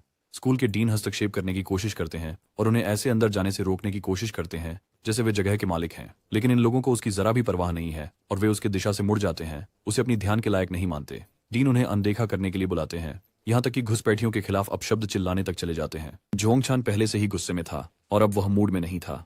वह बूढ़े आदमी के पास जाता है, अपनी कलाई को जेब से बाहर निकालते हुए जैसे कि कुछ निकालने वाला हो। अचानक यह आदमी अपना हथियार निकालकर डीन को पूरी ताकत से घायल कर देता है, जिससे बाकी छात्र आतंकित होकर जम जाना। जोंग चान गंभीरता से डीन को याद दिलाता है कि वह केवल इसलिए वह नहीं पा सकता जो वह चाहता है, क्योंकि वह एक शिक्षक है। अब डीन विनम्र हो गया है और अब चुनौती देने के मूड में नहीं है। वह फर्श पर गिर जाता है, उसके शरीर से खून बह रहा है। जोंग चान उस व्यक्ति पर थूकता है और फिर उन मस्खरों की ओर ध्यान वापस करता है जो उसकी कॉल को अस्वीकार कर रहे हैं। वह हथियार अपने आदमियों में से एक को सौंपता है, उसे डीन को चाकू मारने की जिम्मेदारी लेने का आदेश देता है। वह इतना निर्मम है कि अपनी व्यक्तिगत हरकतों के लिए अपने ही किसी आदमी की बलि देने को तैयार है। जोंग चान उस आदमी को आदेश देता है कि वह सभी का फोन इकट्ठा करे और खुद को पुलिस स्टेशन में रिपोर्ट करे। इससे लगभग 3 साल की कैद होगी, लेकिन जोंग चान को परवाह नहीं है क्योंकि उसे सजा का सामना नहीं करना पड़ेगा। ये तो उसके किसी खर्चीले नौकर का मामला होगा। निर्दयी अपराधी दृश्य से दूर चला जाता है और दृष्टिकोण डॉयल की ओर वापस आता है, जिसने जोंग बोम को पूरी तरह घायल कर दिया है। दर्द में डूबे होने के बावजूद इस गंजे आदमी को हंसते देख डॉयल सोचता है कि उसे यातना बढ़ा देनी चाहिए। इस पर जोंग बॉम हंसते हैं, ये याद दिलाते हुए कि डॉयल ने उनके बॉस को चुनौती देकर कितनी बड़ी गलती की है। जोंग बॉम के बाकी गुर्गे भी पुष्टि करते हैं कि डॉयल के लिए अब केवल एक ही परिणाम बचा है, निकट भविष्य में मृत्यु। जैसे उसने मधुमक्खियों के छत्ते को छेड़ दिया हो और उसके पास भागने का कोई रास्ता न हो। वह वास्तव में ऐसे व्यवहार करता है जैसे यह उसके लिए हफ्ते का कोई सामान्य दिन हो और पाईगी चोल के बारे में पूछता है जो उनके मुख्य नेता हैं। अचानक एक किक डॉयल के चेहरे पर लगती है। जैसे ही चोट लगती है, डोंग हू अपने दोस्त के लिए चिल्लाता है। जिसे मारा वह वास्तव में जिंजू है, जो गैंग में तीसरे स्थान पर है। डोंग हू उस आघात की ताकत को समझता है, समझते हुए कि ऐसी मार ने डॉयल जैसे किसी पर गहरी चोट की होगी। सौभाग्य से यह पता चलता है कि हमारे लड़के की गति बहुत तेज है, क्योंकि उसके प्रतिक्रिया कौशल ने उसे सिर पर लगने से बचा लिया। किसी भी चीज की परवाह किए बिना डोयल सोचता है कि क्या उसके सामने वाला व्यक्ति पीगी चोल है। इंजू, जैसा कि वह मांसपेशी वाला अहंकारी है, मूर्खतापूर्ण ढंग से पुष्टि करता है कि वह वास्तव में जी चोल है। बेशक यहाँ तक कि डोंगो भी जानता है कि यह एक बेवकूफी भरा झूठ है। दृश्य बुसान की ओर पलट जाता है, जहां कुछ लाशें बेवजह यातना के बाद लटकी हुई हैं। उनके बीच में एक रैंक 4 बॉस द्योग चान, जो इन आदमियों को एक गुड़िया की तरह लिटाने के लिए जिम्मेदार है, किम दोइल की पहचान के बारे में जान जाता है, जिसका मतलब है कि स्थिति और गंभीर होने वाली है। ठीक है, चलो जिंजू और लेब्रॉन जेम्स की लड़ाई में वापसी करते हैं। मसल हेड को आश्चर्य होता है जब उसका प्रतिद्वंद्वी उस पर पानी छिड़कता है। वह एक बड़ा मुक्का मारने की कोशिश करता है, सोचता है कि ऐसा हमला बैरी एलन के साथ होगा। डॉयल उसे कपड़े का एक टुकड़ा थप्पड़ मारकर उसकी बेइज्जती कर देता है। वह थप्पड़ भी एक निशान छोड़ता है। एक बार फिर बाकी के अनुचर सीधे तौर पर भ्रमित हैं। वे अब कुछ नहीं समझ पा रहे हैं, क्योंकि डॉयल बॉसों को विंड वॉशिंग सेट से बुरी तरह पीट रहा है। वह एक जबरदस्त मसल्स वाले दानव हैं जो प्रतिस्पर्धी लिफ्टिंग में रिकॉर्ड शेयर करता है। जिंजू फिर से उस पर वार करने के लिए झपटता है। डॉयल आराम से उस वार से बच जाता है जो दीवार पर निशान छोड़ देता है। फिर वह जिंजू की किक से बच जाता है, जिससे जिंजू चिढ़ जाता है क्योंकि लड़ाई जारी है। जिंजू वास्तव में अपने प्रतिद्वंद्वी की हवा जैसी प्रतिक्रिया से गुस्सा है, क्योंकि वह उससे मच्छरों की तरह बच रहा है। जिंजू सोचता है कि डॉयल की सहनशक्ति बहुत कम होगी, इसलिए सिर्फ एक हमला उसे गिराने के लिए काफी होना चाहिए। लेकिन उसके हैरानी की बात है, डॉयल कपड़े को उलटता है और उसे जिंजू की कलाई के चारों ओर लपेट देता है। उसके चेहरे पर एक खूबसूरत तेज घुटना मारने से पहले जिंजू लड़खड़ाता है, ये महसूस करते हुए कि उसका विरोधी गंदा लड़ाई कर रहा है, अपने सभी हथियारों का इस्तेमाल कर बढ़त लेने की कोशिश कर रहा है। वह डॉयल को दबाने की कोशिश करता है, लेकिन वह भी असफल होता है। वे थोड़ी देर के लिए खामोशी में जाते हैं। फिर डॉयल फिर से इस जोकर को अपनी स्प्रे गन से शर्मिंदा करता है। एकदम सही ध्यान भटकाने का काम करते हुए हमारा लड़का इस आदमी की आत्मा को एक जबड़ा तोड़ने वाले पंच के साथ ले लेता है। जिंजू को उसके पैरों से दूर कर देता है। हर वार के साथ यह मांसपेशियों वाला आदमी अपना आपा खोता जा रहा है। वह अब और अधिक चालों का शिकार नहीं बनना चाहता, लेकिन बाकी सब की तरह वह भी अति आत्मविश्वास में आकर ज्यादा आगे बढ़ जाता है। डॉयल अपनी जैकेट का उपयोग एक बहाने के रूप में करता है, अपने प्रतिद्वंद्वी की दृष्टि को अंधा कर देता है और फिर उसके चेहरे पर बेहतरीन विस्तारित साइड किक फेंकता है। और मैं कह सकता हूँ, अगर किसी ने मुझे इस तरह अपमानित किया तो मैं एलन मस्क के साथ मंगल ग्रह पर जाने के मिशन में मदद करता और हमेशा के लिए हमारे ग्रह से दूर चला जाता। हमला जिंजू को अच्छे के लिए गिरा देता है। अपने भारी भरकम छोटे दयनीय हाल में वह उस छोटे नमूने पर गालियां बरसाता है जो उसे हर हमले से मजाक बना रहा है। लेकिन डॉयल, यह आदमी बस परवाह नहीं करता।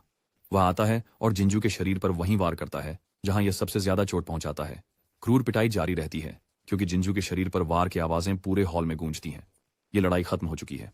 डॉयल ने आराम से एक मांसल दानव को हरा दिया और हमारे सामने जैसे वह गैंग को साफ करने वाला हो। बेशक बेचारे आदमी को यह नहीं पता कि उसने गिरोह के असली नेता को नहीं, बल्कि एक धोखेबाज को हराया है। उसके पास और काम है। दिलचस्प बात यह है कि निचले स्तर के दुष्टों को पता नहीं है कि जैकल दिखता कैसा है, इसलिए वे भी सोचते हैं कि उसने अवश्य उनके नेता को गिरा दिया होगा। लेकिन लाल जैकेट वाला यहाँ अंतर जानता है और वह ये देखकर हैरान है कि डॉयल ऐसे एक ताकतवर योद्धा को हराने की इतनी भयानक क्षमता प्रदर्शित कर सका। डॉयल डोंगहू की ओर मुड़ता है, इस बार अपना विशेष शुल्क मांगते हुए। मेरा लिटिल पोनी उसे याद दिलाता है कि उसने अभी तक बॉस को नहीं हराया। डॉयल दूसरी तरह से तर्क करता है और सोचता है कि डोंगहू मजाक कर रहा है। जैसे ही वे चलने लगते हैं, रेड जैकेट जो उसने देखा उससे डर के मारे काफी सहमा हुआ है। चलो कुछ घंटे आगे चलते हैं और योंग चैन की प्रतिक्रियाएं देखते हैं। मुझे यकीन है कि आप सभी इसे देखने के लिए बेताब हैं। इस साइकोपैथिक सुनहरे बालों वाले को 2 शीर्ष लड़ाकों को इस तरह देखकर मानसिक टूटन होती है। अगले दिन स्कूल में छात्र उनके बारे में सीखने आते हैं। डीन की हाल ही की चाकू मारने की घटना। जोंग चान इसके जिम्मेदार थे और उन्होंने एक दृश्य उत्पन्न किया। इस बातचीत को ध्यान से सुनते हुए डुएल अपने खाने का आनंद लेते हैं और महसूस करते हैं कि जोंग चान इतनी तीव्रता से नहीं होते अगर उन्होंने असली जिचुल को गिराया होता। इससे उन्हें यकीन होता है कि उन्होंने नकली को गिराया होगा। दूसरी ओर डोंगहू आश्चर्यचकित हैं कि डुएल कैफेटेरिया के बजाय कक्षा में आराम से दोपहर का खाना खा रहे हैं। उनकी छोटी सी नोक झोंक एक अलग विषय पर बदल जाती है। डोंगू खुद को उनके स्कूल के डीन को हुई हानि के लिए दोषी मान रहे हैं। आखिरकार वह वही है जिसने डोयल की ताकत का उपयोग करके इलग्यंग गैंग के साथ झगड़ा किया। वैसे भी छात्र डीन से मिलने और उनकी हालत की जांच करने की आवश्यकता महसूस करते हैं। डोंगहू को अपने कार्यों का पछतावा है, लेकिन वह चाहता है कि डोयल भी आए। इस व्यक्ति को स्कूल के प्रिंसिपल की कोई परवाह नहीं है, लेकिन डोंगहू एक कायर है और अकेला नहीं जाना चाहता। अपने सुडौल शरीर को सौदेबाजी के रूप में इस्तेमाल करते हुए मीना डोयल को मनाने के लिए तैयार होती है। डोंगू पूछता है कि वह ऐसे आउटफिट के साथ एनीमे क्लब में हारने वालों के साथ क्यों घूम रही है। पता चला कि वह सिर्फ डोयल के लिए यहाँ है। ये लड़की हमारे लड़के के लिए बहुत ज्यादा दीवानी है और खुद को रोक नहीं पा रही है, इसीलिए उसने एनीमे क्लब के लिए आवेदन किया। मजेदार बात यह है कि डोयल सीधे उसके सिर पर बंदूक तान देता है। यह आदमी जानता है कि वह किस हद तक जा सकती है, लेकिन वह इसे उसके लिए किसी तरह के विकार के रूप में लेती है। बंदूक वास्तव में असली है और डोयल अपने सहपाठियों को उसे तब तक जांचने देना खुशी से तैयार है जब तक वे इसके लिए उसे अच्छी कीमत दे रहे हैं। यहाँ तक कि डोंगू भी इस मनहुआ की बेतुकापन से थक चुका है और हमारी हैरानी को साझा करने के लिए चौथी दीवार तोड़ देता है। अस्पताल के दृश्य को आगे बढ़ाते हुए डीन को कुछ समय आराम करने को कहा जाता है। सौभाग्य से उनकी चोट इतनी गहरी नहीं थी। एक जिम्मेदार प्रधानाचार्य के रूप में वह खुद को आराम करने की अनुमति नहीं दे सकता जब उसके स्कूल में ध्यान देने के लिए बहुत कुछ है। वह उन्हें बताना चाहता है कि वह एक सप्ताह में स्कूल वापस लौट आएगा। यहाँ यह सुनकर उसकी पत्नी उसे याद दिलाती है कि उसे अपनी चोटों को नजरअंदाज नहीं करना चाहिए, क्योंकि उसे स्पष्ट रूप से मदद की जरूरत है। वैसे डोंगहू मीना के साथ प्रिंसिपल को देखने आया। दुर्भाग्यवश बदमाश को केवल डोयल की परवाह है, जो उनके साथ जुड़ने भी नहीं आया और तीसरी मंजिल से ऐसे कूद गया जैसे वह टॉम क्रूज हो। मीना अपनी नाराजगी में कहती है कि अस्पताल का कोई मतलब नहीं है अगर ट्रांसफर छात्र यहाँ नहीं है। हाँ, मुझे यकीन है कि यह लड़की एक व्यक्ति में 69 लाल संकेत है। यहाँ तक कि डोंगहू को भी लगता है कि वह बेतुकी हो रही है। वह उसे कहता है कि अगर वह यहाँ मस्ती करने आई है तो घर चली जाए, लेकिन मिन आह उसे परेशान कहते हुए हिम्मत दिखाती है। डोंगहू दरवाजे का हैंडल पकड़ता है जब वह डीन को अपनी पत्नी से बात करते सुना। वे अपनी 2 दशक लंबी मजबूत शादी की बात करते हैं, जिसका मतलब है कि उसे पता है अगर वह दर्द में है। हमारे लड़के की बात करें तो उसने अंत में साथ चलने का फैसला किया, जबकि डीन के साथ साझा की गई एक मुलाकात की ओर विचार किया। ये वही समय था जब उसे मुसीबत हुई और उसे सजा मिली। लेकिन जब डीन को पता चला कि डॉयल केवल अपनी माँ और बहन के साथ रहता है, उसे समझ आया कि लड़का अपने घर का इकलौता आदमी था। उसने बच्चे को अपना फोन नंबर देकर छोड़ दिया, ये वादा करते हुए कि जरूरत के वक्त वह उसकी मदद करेगा। डॉयल को यही इशारा अच्छा लगा, क्योंकि डीन चाहता था कि वह सामान्य रहे और अपने युवा सालों में जोश और ऊर्जा से भरी जिंदगी जिए। मैं नहीं जानता कि आप लोग क्या सोचते हैं, लेकिन मुझे कहानी में प्रिंसिपल के किरदार को संभालने का तरीका बहुत पसंद आ रहा है। ये दिल को छू लेने वाला है। और अब हम यहाँ हैं। डॉयल अस्पताल में है, हालांकि वह थोड़ा परेशान है और जल्द निकलना चाहता है। जब वह डीन के कमरे के पास पहुंचता है, वह देखता है कि डोंगू और मीना दोनों धैर्यपूर्वक इंतजार कर रहे हैं। अंदर डीन दर्द में बच्चे की तरह रो रहा है। चूंकि वह वयस्क है, इसलिए वह अभी इतने कमजोर और असहाय होने के कारण स्वाभाविक रूप से शर्मिंदा महसूस करता है। उसकी पत्नी उसे दिलासा देती है, जबकि डीन कहता है कि वह अपने छात्रों के सामने शर्मिंदा होने या अपनी कमजोर पक्ष दिखाने का जोखिम नहीं उठा सकता। जोंग चान को केवल उन अपमानजनक शब्दों को उस पर फेंकते हुए देखना, जबकि वह गुंडे को रोकने के लिए असहाय था, डरावना था। डोंगू, मीना और दो योएल इस बातचीत को पूरी तन्मयता से सुन रहे हैं। यह व्यक्ति छात्रों के लिए इतना कुछ कर रहा था और इसके बदले में उसे एक चोट मिली। डीन खुद को असफल मानता है, जोर जोर से रोता है और अपना चेहरा छुपाता है। दिल को छू लेने वाले क्षण वहीं समाप्त होते हैं और दृश्य एक भयावह अनुक्रम में परिवर्तित हो जाता है। शिक्योल असली नाराज है कि एक छोटा उपद्रवी इतनी परेशानी पैदा कर सका। उसके सामने योंगचान उसके सामने एक पिल्ले की तरह कांपता है, पूरी तरह से मानते हुए कि उसकी विफलताओं के लिए उसे मौत मिलनी चाहिए। वह बस अपनी गलतियों को सुधारने का एक और मौका चाहता है, लेकिन जीचिल अब खत्म कर चुका है। उसे नहीं लगता कि जोंगचान अपनी बात को लेकर गंभीर है, क्योंकि अगर वह होता तो उसने पहले ही 2 योल की लाश यहाँ खींच कर ला दी होती। और अब ये क्रूर सजा का समय है। जोंगचान गरजता है कि वह किसी भी सजा को लेने के लिए तैयार है, जो भी उसके बॉस उससे मांगते हैं। वे शब्द गिचोल के कानों में संगीत जैसे हैं, जो उसे एक असंभव काम सौंपते हैं, हफ्ते में 10 मिलियन जुटाने का। जोंगचान इतना डरा हुआ है कि वह उस हास्यास्पद काम को समझ भी नहीं पाता। वह इसे सीधी आज्ञा की तरह स्वीकार कर लेता है। जहां तक किम दोयुल की बात है, जो उनके मार्ग में कांटा बन रहा है, गिचियोल चाहता है कि जोंगचान अपनी गलती सुधार कर उसे लेकर आए। अंतिम दृश्य में हम इल्ग्युंग हाई के बॉस गिचियोल का चेहरा देखते हैं। गेमिंग आर्केड में डॉयल शॉट्स ऐसे मार रहा है जैसे वो प्रोफेशनल हो। मीना उसे कुछ भी करते हुए देखकर व्याकुल हो रही है, जबकि डोंगहू उसे अपनी कहानी बता रहा है कि कैसे उसे हर किसी से जो उसे धमकाता था बेवकूफ का खिताब मिला। हालांकि ऐसा भी समय आया जब डोंगहू ने चीजों को जैसे हैं वैसे ही स्वीकार करना शुरू कर दिया और माना कि वह बस एक जोकर था। डॉयल शानदार प्रदर्शन कर रहा है, जबकि मीना उस पर मोहित है। डोंगो की छोटी सी शिकायत दोनों द्वारा अनदेखी की जाती है। मीना इसे एक डेट की तरह मानती है, लेकिन डॉयल उसे भी टाल देता है। यह आदमी उसे अपने पास फटकने नहीं दे रहा। डीन के शब्दों को याद करते हुए डोंगहू उन्हें याद दिलाता है कि ऐसे संवेदनशील क्षण में आराम करना कितना हास्यास्पद है। उसे वह समय याद आता है जब उसने डॉयल को अपने काम के लिए भर्ती किया था। हालांकि अब इसका कोई महत्व नहीं है, क्योंकि वह भी बाकी लोगों की तरह एक खुदगर्ज है। डोंगहू समूह से बाहर निकल जाता है, ये समझते हुए कि डॉयल से मदद मांगना बेकार है, क्योंकि वह छोटी से छोटी चीज के लिए भी शुल्क लेगा। लेकिन जैसे ही वह जाने को होता है, हमारा लड़ेचका उसे रोक देता है, उसे थोड़ी सी उम्मीद देने के लिए कि शायद इस आदमी को वास्तव में परवाह है। बिल्कुल मजाकिया तरीके से डॉयल केवल इस बात की ओर इशारा करता है कि वह उसका लंच बॉक्स छीन रहा है। डोंगहू गुस्से में आकर याद दिलाता है कि उसने ही इसके लिए पैसे दिए थे। दृश्य वहीं समाप्त होता है और हम वापस गैंग के सदस्यों की ओर लौटते हैं, जो डॉयल के अपार्टमेंट की तलाश में सक्रिय हैं। दुर्भाग्यवश वे चाहे कितनी भी कोशिश कर लें, उसे ढूंढ नहीं पाते। दुर्भाग्यवश उसके सही पते के बारे में कोई नहीं जानता, जिससे गैंगयॉक के लिए उसे खोजना मुश्किल हो जाता है। बेचारा अपनी किस्मत पर तरस खा रहा है कि उसे हमेशा सबसे खराब काम दिए जाते हैं, ठीक जब उसका उनसे कोई लेना देना नहीं होता। मोटा बदमाश अपनी ताकतवर मुट्ठी उसके पेट में घुमाते हुए उसे जमीन पर पटक देता है। बारिश जारी रहती है और पिटाई भी। यह मोटा आदमी चाहता है कि गैंग ह्यूक डॉयल के दोस्तों से संपर्क करे ताकि उसके स्थान का पता लग सके। वह गैंग ह्यूक को बेकार कुत्ते के रूप में मारता रहता है। इसी समय गैंग ह्यूक इस पर विचार करते हुए सोचने लगता है कि उसने ऐसा क्या गलत किया जो उसे ऐसी मार पड़ रही है। दृश्य को अनफोल्ड होते देख उनके आसपास के लोग स्तब्ध खड़े हैं। जोंग चान उनके पास से सीधा गुजरता है। उसके अनुचर भीड़ को वहां से हटने और अपनी राह चलने को कहते हैं। गांग ह्यूक को एक कड़ा अल्टीमेटम दिया गया है। अगर वह 60 मिनट में डॉयल को सही जगह पर नहीं लाता तो वह सुरक्षित घर नहीं लौटेगा। और हाँ, वन पीस असली है। प्रशंसकों खुश हो जाइए। गंग ह्यूक उस अन्यायपूर्ण हकीकत पर सवाल उठाता है जो उसके सामने रखी गई है। उसके विचारों में खोए हुए, उसकी आंखों में आंसू भर आए हैं। देख रहे लोग हस्तक्षेप करने के लिए कुछ भी नहीं कर रहे हैं। कोई भी पुलिस को उसकी जिंदगी बचाने के लिए नहीं बुला रहा है। उन लोगों में से एक डोंगगू है जो गंग ह्यूक से आंख मिलाने से डरता है। जैसे ही उसकी आंखें डोंगगू से मिलती हैं, वह हकलाकर उसका नाम पुकारता है और उस गरीब आदमी को डॉयल के अधीनस्थ गुलाम के रूप में घोषित करता है। आप बस देख सकते हैं कि डोंगगू का चेहरा यह जानकर बर्बाद हो रहा है कि अब क्या होने वाला है। और सबसे बुरा तो होता ही है, क्योंकि गिरोह के सदस्य थोड़ी देर बाद डोंगगू को बुरी तरह मारते हैं। फिर भी अपने मित्र के प्रति वफादार रहते हुए उसने डॉयल की जगह का खुलासा करने से इनकार कर दिया। जोंग चान कमजोरों के सामने इतनी विरोध देखकर घृणित महसूस करता है। व्यापक आंखों से और गंभीर रहते हुए योंग चान डोंगहू को यह याद दिलाता है कि वे कहां से आते हैं। अपने हाथ में एक चाकू पकड़े हुए वह उस बच्चे को डराने की कोशिश करता है, उसे याद दिलाते हुए कि उन्होंने उनके डीन के साथ क्या किया था। अचानक उनके प्रिय डीन की रोती हुई याद उनके दिमाग में आ जाती है। जोंग चान उसे बताता है कि वे केवल डॉयल के साथ काम करना चाहते हैं, बस उसे बुला लें, सब ठीक है। इसके अलावा ऐसा नहीं है कि मासूम पीड़ित इस स्थिति में अपनी जान बचाने के लिए कुछ कर सकता है।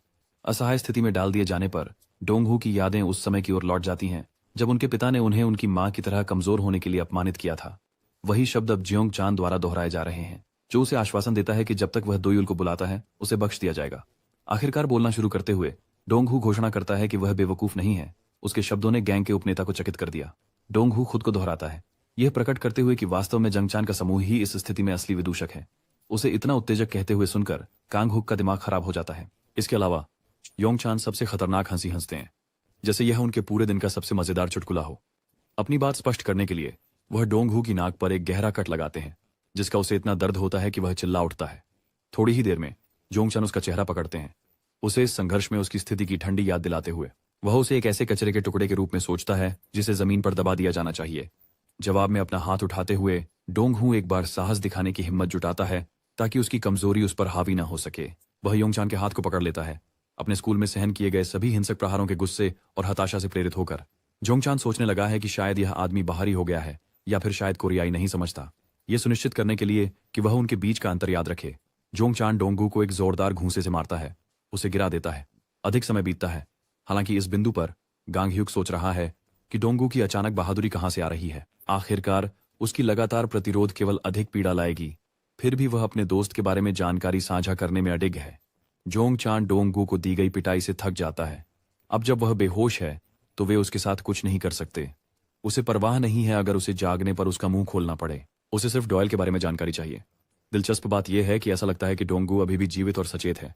इस व्यक्ति के पास शायद मरने की चाह है या कुछ और, क्योंकि उसने निश्चित रूप से बहादुर बनने के लिए गलत दिन चुना है। निर्दयी गैंग बॉस को संबोधित करते हुए वह जोंगचान को हरामी कहता है, जो उसके स्कूल में लाई गई सारी तकलीफों की याद दिलाता है। वह उन्हें गलत मानता है और सवाल करता है कि कमजोर लोगों को ही क्यों बेवकूफ कहा जाता है।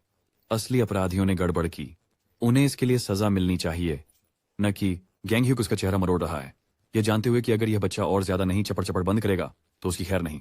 वह कर सकता है, जारी रखते हुए वह कहता है कि उनका जीवन परिपूर्ण होता अगर यह गिरोह कभी अस्तित्व में नहीं आता और उन्हें परेशानी नहीं पहुंचाता। जोंगचान की तरफ इशारा करते हुए वह उसे हर गड़बड़ी की जड़ मानता है, चिल्लाते हुए कहता है कि इस गड़बड़ गिरोह में हर कोई बेवकूफ है। उसकी जोरदार स्वीकारोक्ति को जोंगचान द्वारा स्वीकार किया जाता है, जो ब्लेड निकालकर पीछे मुड़ता है और डोंगू की परिस्थिति में इतनी बातें कहने की धृष्टता की ओर इशारा करता है। पूरी गति में फटते हुए वह अपना हथियार निकालता है और डोंगू का चेहरा नीचे कर देता है, ये सोचते हुए कि क्या उसकी आंखें निकालना उसे सबक सिखाने के लिए पर्याप्त होगा। जोंगचान निर्मम तरीके से उसकी आंख पर वार करने के लिए आगे बढ़ता है, लेकिन उसका हमला अचानक रुक जाता है जब जोंगचान एक चौंकाने वाला चेहरा अचानक कहीं से प्रकट होता देखता है। याद है वह बंदूक जिसे डॉयल गर्व से दिखा रहा था? पता चला कि वह सिर्फ एक नकली बंदूक थी जिसे डोंगहू ने उसे एक चेतावनी संदेश के साथ लाकर दी थी। बात यह है कि इस आदमी ने बिना हिचकिचाए जोंगचान को गोली मारने की कोशिश की थी। मुख्य आदमी यहाँ है और फैटी उसे तुरंत पहचान लेता है, जबकि जोंगचान शिकार को निगल जाने के लिए तैयार शिकारी की तरह खूनी गुस्से की स्थिति में है। डोयल डोंगू से बात करता है और समझता है कि उसने उनके फोन क्यों बदले। दुर्भाग्य से उसके फोन की स्क्रीन पूरी तरह से टूट गई और डोयल जोंगचान को वह अजीबोगरीब इंसान के रूप में पहचानता है। वह अपनी स्वादिष्ट लंच बॉक्स को जमीन पर नष्ट हुआ भी देखता है। डॉयल इस स्थिति को एक गंभीर मानते हैं, नहीं क्योंकि उसके दोस्त की आंख खराब होने वाली थी, बल्कि इसलिए क्योंकि उसने अपना कीमती लंच बॉक्स खो दिया था। परेशान करने वाले कीड़े से आखिरकार मिलने के लिए उत्साहित, जिसने उन्हें इतनी परेशानी दी, जोंगचान चिल्लाता है और डॉयल को पूरी गति से आक्रमण करते हुए नहीं देख पाता। वह इतनी तेज है कि उसके मुख के ऐसा लगता है जैसे उन्होंने जोंगचान के शरीर के हिस्सों को वाष्पित कर दिया है। डॉयल स्थिति को शांतिपूर्वक लेता है, केवल अपने लंच बॉक्स का बदला लेने की परवाह करता है। कहानी सिल्लिमडोंग गोल्डन कराओ के बार घटना पर एक तरफ चली जाती है। अपराधी सिल्लिमडोंग क्षेत्र पर राज करने वाले गुंडों का एक समूह थे, जिनका नाम था हॉट ब्लडेड मैन। अब ये लोग एक नए स्थापित गिरोह थे जिन्होंने पुलिस अधिकारियों को लुभाने के लिए लड़कियों का उपयोग करके अपनी शक्ति बढ़ाई। इसकी वजह से उन्हें कभी समस्या नहीं हुई, क्योंकि पुलिस हमेशा उनके खिलाफ हस्तक्षेप करने में हिचकिचाती थी। थोड़ी देर बाद इस समूह को किसी निर्दयी व्यक्ति के हाथों जड़ से समाप्त कर दिया गया। उनके नेता ली हो चोल एक जन्मदिन की पार्टी का आनंद ले रहे थे जब यह हुआ। इस मौके पर उनके समूह के मुख्य 21 सदस्य शामिल थे, लेकिन फिर एक घुसपैठिया अंदर आया। हर एक सदस्य एक ही व्यक्ति के हाथों नष्ट हो गया, जीवन को खतरे में डालने वाली चोटों को सहकर, और जिम्मेदार था सिर्फ एक मनोविकार ग्रस्त 13 साल का लड़का। एक लड़का जिसकी आंखों में अत्यधिक घमंड और घृणा थी। वह लड़का जोंगचान ही था। उस समय यह विश्वास करना असंभव था कि केवल 13 वर्ष का लड़का इतने सारे गैंग सदस्यों को हरा सकता था, जिन पर पुलिस भी हाथ नहीं डाल सकती थी। 21 लोग एक व्यक्ति के हाथों चूर चूर हो गए। कुछ ही समय बाद उसकी क्रूर शक्ति की खबरें पूरे सियोल में फैल गईं, और जो भी उसे जानता था उसने उसकी निर्दयता के लिए एक उपनाम प्रसिद्ध कर दिया, द डे तेमन इम जोंगचान।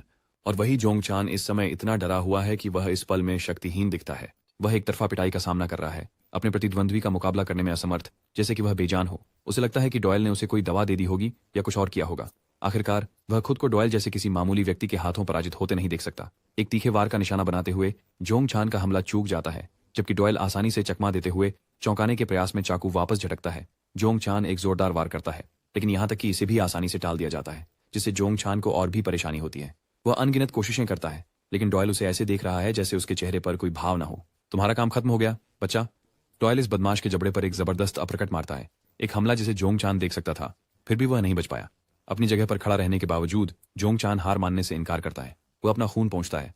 उसका चेहरा बीमार और भूतियां दिख रहा है। उसे केवल इस बात की परवाह है कि डॉयल ने उसके साथ क्या किया। एक रोना धोना करने वाला हारा हुआ आदमी जो सोचता है कि एक सामान्य लड़ाई में उसे कोई हरा नहीं सकता। डॉयल के पिछले हमलों ने उसकी पसलियों पर असर डाला, जिससे जोंगचान दर्द में चीखता है और अपने किनारों को पकड़ लेता है। डॉयल उसे एक रोना धोना करने वाली कमीनी के रूप में देखता है जो बस चुप नहीं हो सकती। दूसरों के साथ जैसा व्यवहार उसने किया था वैसा ही व्यवहार उसे लौटाते हुए डॉयल बिना किसी भावना के कहता है कि यह उसकी गलती नहीं है कि जोंगचान इतनी दयनीय रूप से कमजोर है। यह एक सादा तथ्य है जिसे उसका प्रतिद्वंदी स्वीकार नहीं कर सकता, और इसके पीछे एक कारण है, क्योंकि जोंगचान ने अपने जीवन में इतनी पिटाई कभी नहीं खाई है कि वह विनम्र हो सके। इसलिए डॉयल उसे सबक सिखाने के लिए यहाँ है, जैसे एक सख्त शिक्षक अपने छात्र को अनुशासित करने के लिए तैयार हो। जोंगचान का चेहरा भयभीत हो जाता है, हालांकि वह मूर्खतापूर्ण ढंग से हमला करने के लिए दौड़ता है।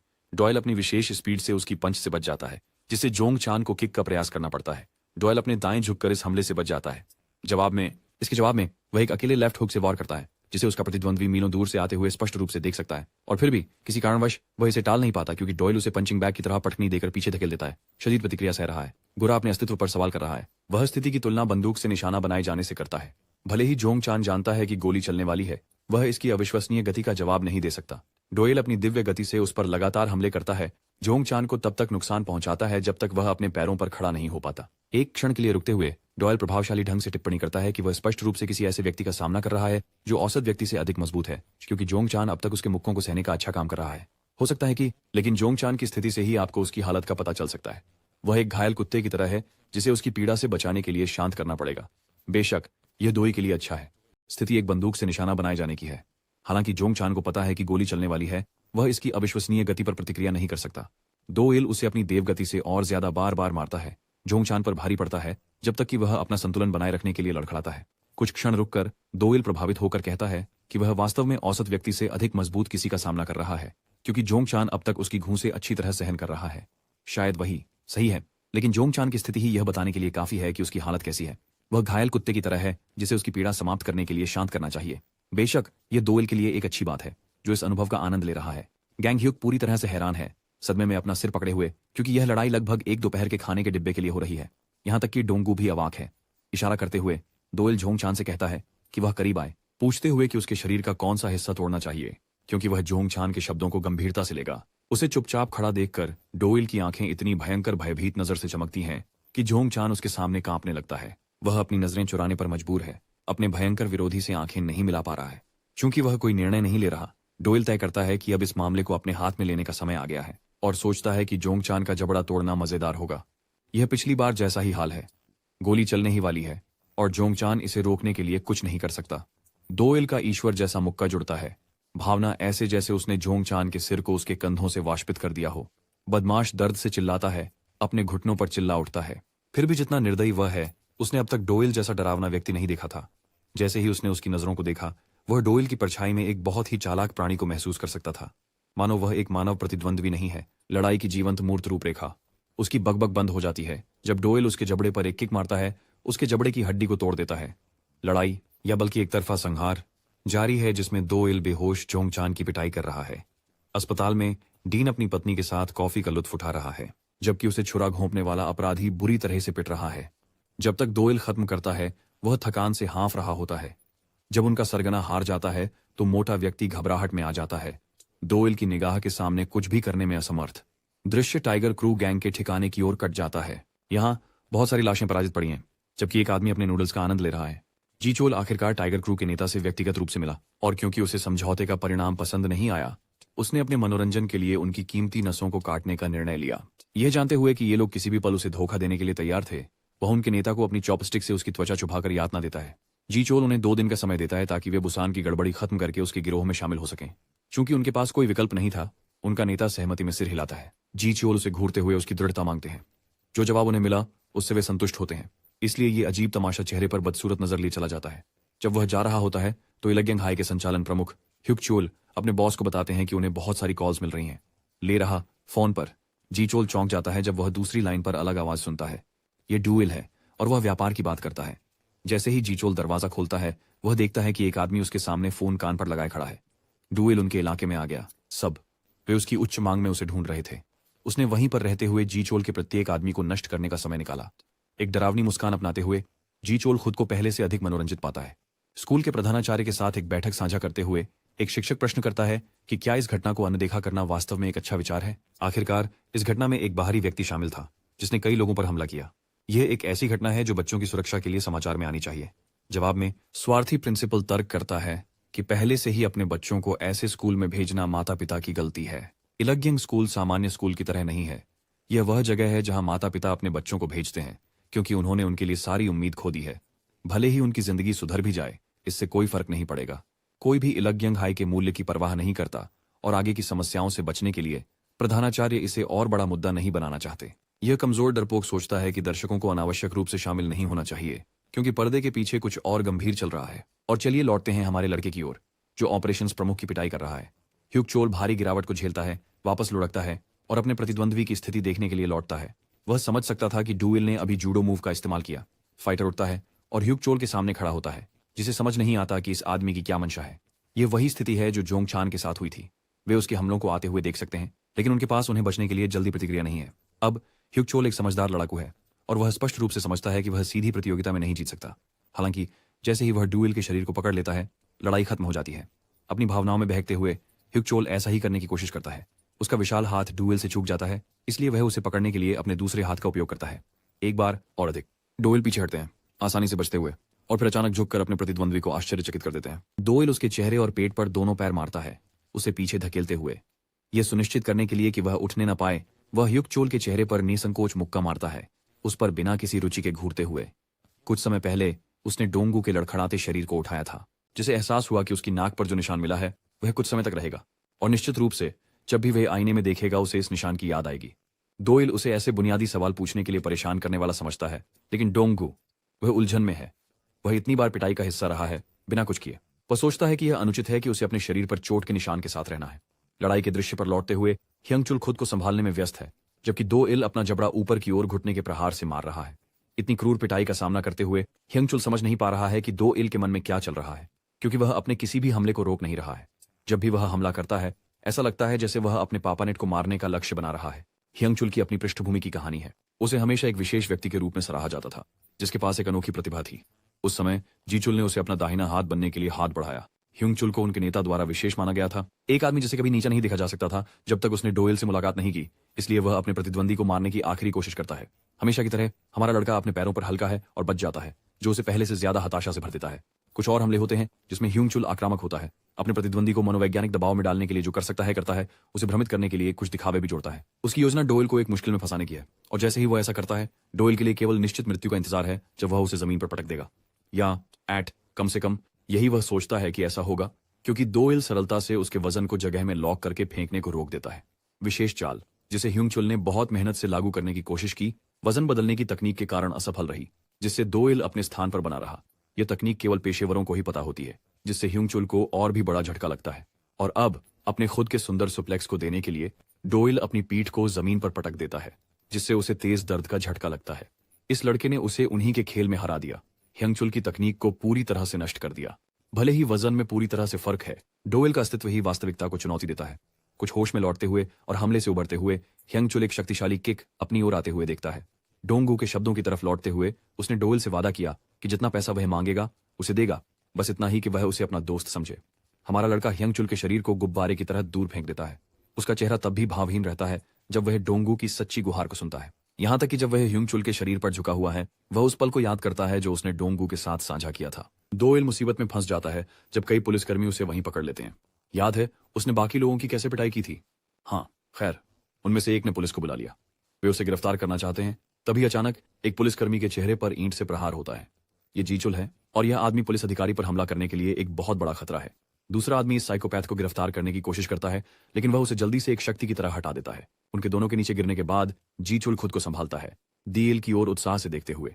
हिंसा के माध्यम से उसने जो कुछ भी कभी चाहा सब हासिल करके गैंग लीडर मानता है कि यह जीवन जीने का सबसे आसान तरीका है। जब वह केवल मस्ती करना चाहता है तो वह दूसरों को उसे रोकने नहीं दे सकता। गैंग का नेता यहां तक कि डोइल के साथ दोस्त बनने की पेशकश करता है, ये तर्क देते हुए कि वह हमारे लड़के की क्षमता को बेहतर बनाने में मदद कर सकता है। क्या? और गिरोह को उनकी पूरी समर्थन मिलेगा। उसने जापान के याकुजा ओकिता ग्रुप के मुखिया का जिक्र इसलिए किया क्योंकि हिंसा आसानी से पैसे का शोषण करती है। वह अपना प्रस्ताव डोइल को बढ़ाता है, जिसे उसे खुश करने में कोई दिलचस्पी नहीं है, और शुरुआत से ही अपनी पूरी स्पीड पर आ जाता है। उसकी मुट्ठी एक ही वार में जीचुल के चेहरे को नष्ट कर देती है। डोइल एक धमाका करता है। वही है जिसने अपने हाथों से याकुजा बॉस को मारा। यह आदमी इस गति से अदम्य है। मुख्य प्रिंसिपल के संबंध में हुई बातचीत पर वापस आते हुए वह याद करता है कि उसने एक कांग्रेस के सदस्य के साथ एक पेय साझा किया था। मुख्य प्रिंसिपल का मानना है कि उनके स्कूल का एक छात्र शीर्ष व्यवसाय क्लबों से महत्वपूर्ण जानकारी चुराने के लिए जिम्मेदार है। जहां तक लड़ाई का सवाल है, यह जानकर आप चौंक जाएंगे कि जीचुल ने वास्तव में समय रहते डोइल के हमले को रोक दिया। अपने चेहरे पर मुस्कान उकेरते हुए गैंग का नेता समझ जाता है कि डोइल प्रस्ताव को मनोरंजन नहीं करना चाहता। डोइल उसे एक घूरने वाला तोता कहकर गाली देता है, जो बार बार वही बात किसी को सुनाता रहता है, जो वास्तव में हाई स्कूल का छात्र नहीं है। हमेशा की तरह हमें एक विस्मयकारी जानकारी मिलती है, जिसकी मुझे उम्मीद है कि यह अब तक देखी गई किसी भी चीज से अधिक मनोरोगी होगी। एक युवा जीचुल ने यह समझ लिया कि हत्यारे बुरे नहीं होते, क्योंकि मौत जीवन का हिस्सा होती है। इतिहास के सबसे प्रसिद्ध हत्यारों में से एक अल्बर्ट बंडी ने तर्क दिया कि उसने केवल अपने पीड़ितों की मौत के समय को बदला। अल्बर्ट बंडी 30 महिलाओं की हत्या के लिए जिम्मेदार था। हालांकि इस कमीने जीचुल ने एक शिशु पर उबलता हुआ पानी डाला। जीचुल मूलतः एक इमो था, जिसने कम उम्र में चीजों को हद से आगे बढ़ा दिया, और इसे एक चरण बनाने के बजाय उसने इसे अपना पूरा जीवन बना लिया। उसे दूसरों की हत्या करना वास्तव में कूल लगता था, जो उसकी पागलपन को अच्छी तरह से दर्शाता है। जब उससे पूछा गया कि उसने अपने भाई को मारने की कोशिश क्यों की, तो जीचुल ने जवाब दिया कि उसे जी हो की बकवास से चिढ़ होती थी। हालांकि कई बार बच्चे को चेतावनी दी गई, लेकिन वह सुनने से मना करता था, इसलिए वही गलत था और उसे इसकी सजा भुगतनी पड़ी। अब जीचुल की स्थिति उस प्रसिद्ध सीरियल किलर के समान थी, उसे अपने अपराधों के लिए दंडित किया गया और अंततः अपने कर्मों के परिणाम भुगतने पड़े। हालांकि दुनिया में कई लोग बिना परिणाम भुगते स्वतंत्र रूप से काम करते हैं। उदाहरण के लिए साकाई बुशिरो, ओकिता के समूह के एक आक्रमण नेता, वही व्यक्ति जिस पर दुश्मन संगठन के 7 सदस्यों की हत्या का संदेह था। हर मुकदमे में उसे कभी दोषी नहीं पाया गया। युवा जीचोल ने ध्यानपूर्वक देखा कि कई राजनीतिक हस्तियों को वह सजा नहीं मिली जो उसे मिली थी। तभी उन्होंने यह अपना जीवन लक्ष्य बना लिया कि वह जितना हो सके उतना धन और शक्ति प्राप्त करें, ताकि वह सजा भुगतने के परिणामों से मुक्त हो सके, ताकि वह दूसरों के लिए मृत्यु का समय तय कर सके, ताकि वह ईश्वर बन सके। बड़ा होकर वह अपने छोटे भाई के साथ बातचीत करने के लिए लौटा, जिसका आधा चेहरा उसके बड़े भाई के हमले के कारण पूरी तरह से खराब हो गया था। जी चोल इस रहस्य को प्रकट करता है कि उसने अपने छोटे भाई को मारने की कोशिश क्यों की। यह इसलिए था क्योंकि वह नहीं चाहता था कि वहां उसका दूसरा संस्करण हो। आखिरकार उसकी समझ में दुनिया में केवल एक ही भगवान का होना सही था। अब डोएल के सामने खड़े होकर गैंग के नेता ने अपनी विचारधारा प्रकट की, लेकिन डोएल को फर्क नहीं पड़ता और वह एक तेज किक के लिए जाता है, जिसे उसका प्रतिद्वंदी वास्तव में बचा लेता है। वह डोएल के हर वार को पकड़ लेता है। हालांकि जी चोल पूरी तरह से इस मुठभेड़ से अनहोनी से बच नहीं सका, न कि वास्तव में उसके सिर पर एक घाव हो गया। जी चोल इस बात से हैरान है कि उसका प्रतिद्वंदी उससे भी जल्दी कैसे चल सकता है, जिसे डोएल स्पष्ट करता है। वह उस कमबख्त को यह भी साफ करता है कि वो बस मजाक कर रहा है, लेकिन अब उसे शक होने लगा है कि जी चोल साधारण व्यक्ति से परे है। इसके लिए बॉस स्वीकार करता है कि उसने अपने जीवन में कई लोगों से आगे बढ़कर हासिल किया। वह वही है जिसने योंगब्यूंग को हरा दिया और अपनी हर चाल में खून की लकीर छोड़ दी। और फिर भी यह पहली बार है जब वह किसी ऐसे व्यक्ति से मिला है जैसे डोएल। उसे एक दिलचस्प व्यक्ति मानते हुए जी चोल पूरी गति से उन पर आक्रमण करता है। डोएल के घूंसे जैसे ही एक प्रसिद्ध प्रहार करता है। डोएल वास्तव में प्रभावित होता है कि जी चोल ने उनके हमले की नकल कर ली, लेकिन इससे कोई फर्क नहीं पड़ता क्योंकि हमारा लड़का उसे एक और प्रहार से उड़ाकर गिरा देता है। जी चोल एक क्षण के लिए हकलाता है, उसके चेहरे पर और खून बह रहा है, लेकिन वह हार के कोई निशान नहीं दिखाता। वह डोएल को गिराने की कोशिश करता है, एक हमला जिसे आसानी से टाल दिया जाता है। लेकिन फिर अगली चाल में यह डोएल को बचने में थोड़ी परेशानी देता है, क्योंकि उसका प्रतिद्वंद्वी हर बढ़त के साथ उस पर हावी होने की कोशिश कर रहा है। जी चोल अपने चेहरे पर मुक्का खा लेता है, लेकिन वह इसे नजरअंदाज कर देता है, अपनी गति में बढ़त हासिल करते हुए। जी चोल उसे चेहरे पर घुटना मारने की कोशिश करता है। डोएल झुक जाता है और लड़ाई की स्थिति का विश्लेषण करता है। जैसे जैसे यह लड़ाई चलती रहती है, उसके प्रतिद्वंदी समय के साथ अधिक शक्तिशाली हो जाते हैं, जिससे जी चोल का सामना करना डरावना हो जाता है। गैंग लीडर एक ताकतवर प्रहार करता है जो डोएल की गति की बराबरी करता है, जो पहले से ही बेहद तेज है। डोएल सोचता है कि यह अचंभित करने वाली बात है कि कोरिया के एक हाई स्कूल में ऐसा विशेष प्रतिभा रखने वाला व्यक्ति मिल सकता है। जी चोल फिर से आक्रामक हो जाता है, अपनी गति को इस तरह से बढ़ाते हुए जैसे उसे लगातार बढ़ावा मिल रहा हो। फिर भी उसके हमले के तरीके आसानी से मुकाबला किए जा सकते हैं, इसलिए डोएल उसके हर प्रहार से बचने में सफल हो रहा है। उसे पता है कि जी चोल असली मुक्का तैयार कर रहा है, जो उसने फेंके गए हल्के प्रहारों के नीचे छिपा रखा है, लेकिन वह इसे सतही दृष्टिकोण कहता है। जी चोल डोएल को बाएं हुक से चौंकाने की कोशिश करता है, जो उसे काफी हद तक आश्चर्यचकित करता है, क्योंकि यह हमला सफलतापूर्वक जुड़ता है और डोएल को पीछे धकेल देता है। इससे जी चोल को आत्मविश्वास मिलता है, यह घोषित करने का कि वो एक ऐसी अजेय शक्ति है जो सबको पार करने के लिए नियत है। अच्छा, मुझे कहना होगा, ये कहानी डराने के लिए छलांग लगाने के क्षण देखना पसंद करती है। अभी जो हमला हुआ, ऐसा लगता है कि डोएल ने उसे पकड़ लिया और वह जी चोल की परेशान करने वाली बकवास की निंदा करता है। हमारा लड़का उस बदमाश को झुकाता है, ये बताते हुए कि भले ही वह साधारण ना हो, फिर भी वह अपनी सीमाओं के साथ एक घरेलू कुत्ता मात्र है। उसकी गुस्से वाली बातों को सुनकर जी चोल का शरीर भयंकर क्रोध से उबलने लगता है और एक पल में तुरंत वह अपने चेहरे के दाहिने हिस्से में एक तेज सनसनी महसूस करता है। वह यह समझ नहीं पाता कि यह कैसे हो सकता है, भले ही उसने अपने प्रतिद्वंद्वी की हरकत को महसूस भी नहीं किया था। उसके लिए डोएल एक अवतार की तरह दिखता है, मौत का प्रतिनिधित्व, एक भयानक प्राणी जो जी चोल को उसकी अस्थिरता की याद दिलाने आया है। शून्यता में डूबते हुए जी चोल को एहसास होता है कि वह वही सजा भुगत रहा है जो हर हत्यारे को भुगतनी पड़ती है। उसका शरीर डोएल के प्रत्येक हमले से नष्ट हो जाता है। जब यह हो रहा है, ऊंग सोक, जो नामपो यूरिम गैंग में दूसरे स्थान पर है, यह देखने के लिए आता है कि क्या चल रहा है, क्योंकि उसने जी चोल से कुछ नहीं सुना है। वह टिप्पणी करता है कि सेओकडो जैसे किसी के साथ जुड़ना लोगों को एक आपदा तक ले जाने के लिए नियत है। अपनी भयावहता और आश्चर्य के बीच वे जमीन पर पुलिस वालों के शव देखते हैं और उसके ठीक आगे डोएल उनके बॉस के ऊपर खड़ा है, जिनका शरीर अब मरम्मत से परे विकृत हो चुका है। ऊंग सियोक के पास कहने के लिए शब्द नहीं है, वह उसके सामने के दृश्य को समझ नहीं पा रहे हैं, जबकि डोएल उसे अपनी ठंडी नजरों से घूरता है। 11 देशों में नामपो उरीम के नेता जू ह्यून इस दृश्य से हैरान है। ऊंग सुक टाइगर क्रू गैंग के अवशेषों को देखकर भयभीत है और अब जी चोल की स्थिति देखकर यह कहना सुरक्षित है कि उसे स्थायी क्षति हुई। उनके नेता ह्यून वह थे जिन्होंने हस्तक्षेप कर उसे रोका। वह वही है जिसने जी चोल को दयनीय बना दिया। लेकिन ऊंग सोक सोचता है कि उस व्यक्ति को स्वतंत्र छोड़ देना सही कदम था या नहीं। समझदारी से ह्यून तर्क करते हैं कि उन्हें बिना योजना के काम में नहीं लग जाना चाहिए। दृश्य पुलिस स्टेशन में कट जाता है, जहां पार्क चोंगसिक, एक भ्रष्ट पुलिस अधिकारी, को धमकी दी जा रही है कि उसकी जानकारी को एक रैंडम ऐप द्वारा हैक किया जा रहा है। उन्हें उन सभी भयानक अपराधों के बारे में पता है जिन्हें उसने प्राप्त घूस के बदले जाने दिया, और उनमें से प्रत्येक के साथ सबूत भी संलग्न है। उसे धमकी देने वाला व्यक्ति एक सूची की जांच करना चाहता है, वरना चोंग से की जिंदगी हमेशा के लिए बर्बाद हो जाएगी। अब हियोन पर वापस आते हैं। वह कहता है कि जो उसने देखा उसके आधार पर दोयल को हल्के में नहीं लेना चाहिए। यह निश्चित है कि अगर वह गैंग्स के साथ उलझता रहा तो वह उनसे टकरा ही जाएगा। एक हल्के फुल्के अंदाज में मीना उस दिन का जश्न मना रही है और दोयल को उनका राजा और नेता बना लिया है। उसके द्वारा दक्षिणी सियोल पर कब्जा करने की खबरें समाचारों में आ रही हैं। जो कोई अपराध करता है उसका पीछा किया जाएगा। अब कोई भी गुंडा सनमून में किसी को तंग करने का मौका नहीं पाएगा। मीना सोचती है कि सोशल मीडिया के युग में पर्चे बांटना अप्रासंगिक हो रहा है, लेकिन जब आप वास्तव में इस पर विचार करते हैं तो कौन एनीमे क्लब के गीक्स के सोशल्स की जांच करेगा। बदमाश नौकरी खोने पर शिकायत कर रहे हैं, जो कि मजेदार है अगर आप इस पर ध्यान दें। डॉयल परवाह नहीं करता और अपने कान बंद कर लेता है।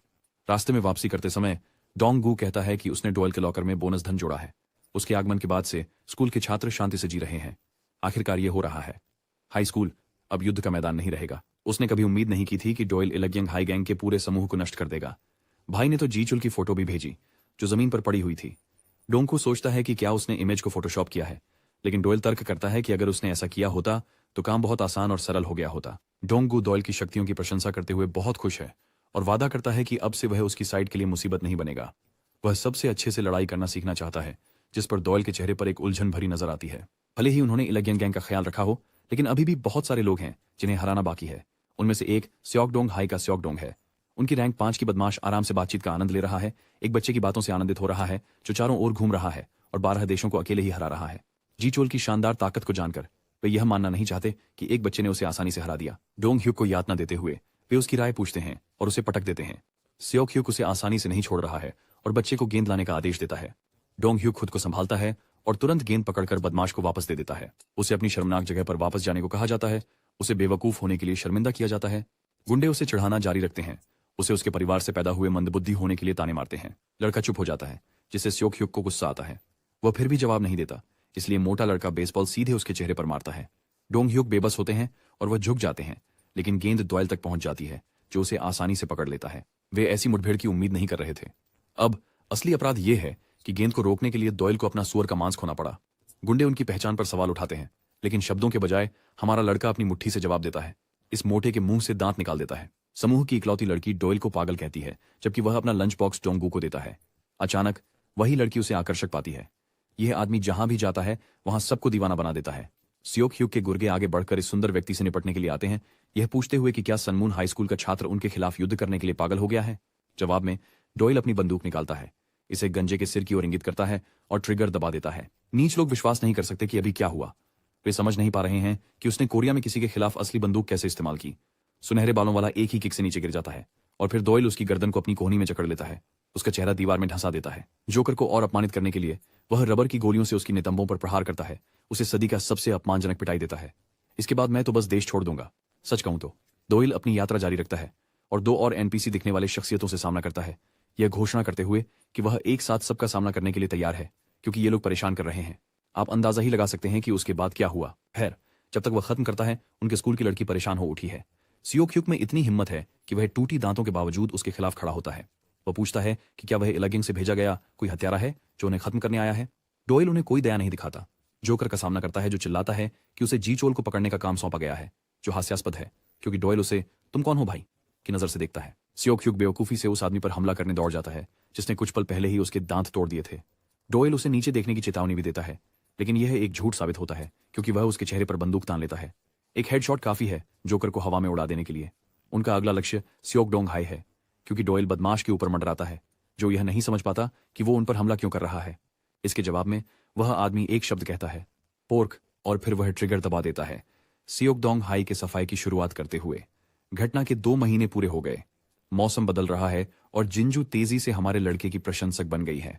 डॉयल उसे याद दिलाता है कि 20 साल के आदमी के रूप में इतना शर्मनाक न हो। वह डॉयल के दाहिने हाथ बनने के लिए स्वेच्छा से तैयार है। जहां भी वह जाता है उसका अनुसरण करता है। जिंजू का तर्क है कि कोई भी शक्तिशाली व्यक्ति अंत में बड़े भाई के रूप में बदल जाता है, और लंबे समय तक उसने जी चोल की पूजा सबसे ऊंची पहाड़ी छोटी के रूप में की। लेकिन अब उसने सीखा कि जी चोल जैसे व्यक्तियों से भी बड़ा पहाड़ मौजूद है। बेशक डॉयल अपने विचारों में खोया हुआ स्ट्रोलिंग कर रहा है, याद करते हुए कि उसने जोंगचान को गिरफ्तार करवाया था, लेकिन किसी कारणवश जिंजू बिना सजा के बच गया। आखिरकार जिंजू को सिर्फ एक चेतावनी मिली, क्योंकि उसने कोई जानकारी नहीं दी। इस जोकर को केवल जिम में मांसपेशियों का निर्माण करने की परवाह थी, इसलिए पुलिस अधिकारी उस मामले में असहाय था। जिंजू उनसे सहायक के रूप में स्वीकार करने की विनती करता है, अपने जीवन भर उनकी सेवा करने की कसम खाता है। डोयल परेशान हो रहा है, इसलिए वह स्वीकार कर लेता है। जब ये हो रहा है तो हॉट मीना अपनी आकर्षक फिगर की तरफ ध्यान खींचती है, लेकिन हमारा लड़का इतना सिग्मा मेल है कि उस पर ध्यान नहीं देता। मीना सोचती है कि कोई उसका पसीना पोंछ दे, और जब जिंजू ये करने का ऑफर करता है तो वह उसे परवर्ट कहती है। इस बिंदु पर डॉयल इन जोकरों को मारने और कोरिया से भागने की संभावना को मनोरंजन करना शुरू कर रहा है। डोंगू के लिए उसे एक व्यायाम के रूप में सजा मिल रही है। बेचारा इस बिंदु पर डॉयल इन जोकरों को मारने और कोरिया से भागने की संभावना पर विचार करने लगा है। जहां तक डोंगू की बात है, उसे एक अभ्यास के रूप में सजा मिल रही है। बेचारा नहीं जानता कि उसके साथ मजाक किया जा रहा है या उसे प्रशिक्षित किया जा रहा है। उसने इसे चाहा था, इसलिए उसे मजबूर किया जा रहा है कि वह अपने शारीरिक शरीर, विशेष रूप से अपने निचले शरीर का प्रशिक्षण करे। भले ही डॉयल ने अभी तक उसे एक भी तकनीक नहीं सिखाई है, हमारा लड़का परवाह नहीं करता अगर वह शिकायत या रोना भी करे। वो बस अपने तरीके से चीजें संभाल रहा है। बाद में डोयल सियोक डोंगहे के उन्मूलन के लिए 6 लाख वॉन की मांग करता है। प्रदर्शन बोनस एक बहुत ऊंची राशि है।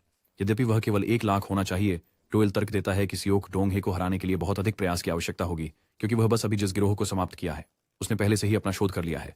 लेकिन डोयल चौथी दीवार तोड़ता है और तर्क देता है कि जो दुश्मन बाद में आते हैं वे हमेशा अधिक मजबूत होते हैं, एक नियम कथा में। और जब डोंगू के साथ एक परेशान करने वाले टीम के साथी के रूप में काम करने की बात आती है तो चीजें और भी कठिन हो जाती हैं। डोयल ने उसे इतना प्रशिक्षण देने के लिए सहमति दी कि वह मरकर उसका सर्वश्रेष्ठ साबित कर सके, और अब यही समय है कि वह ऐसा करे। वह चाहता है कि डोंगू अपने पहले प्रतिद्वंद्वी पार्क कांग वुक को पराजित करे। अब स्कूल में सबसे ताकतवर व्यक्ति कांग वुक है, क्योंकि बाकी बुली डर के मारे ट्रांसफर हो गए हैं। वह चाहता है कि डोंगू कांग वुक को हराकर सुमुन क्षेत्र पर खुद कब्जा कर ले।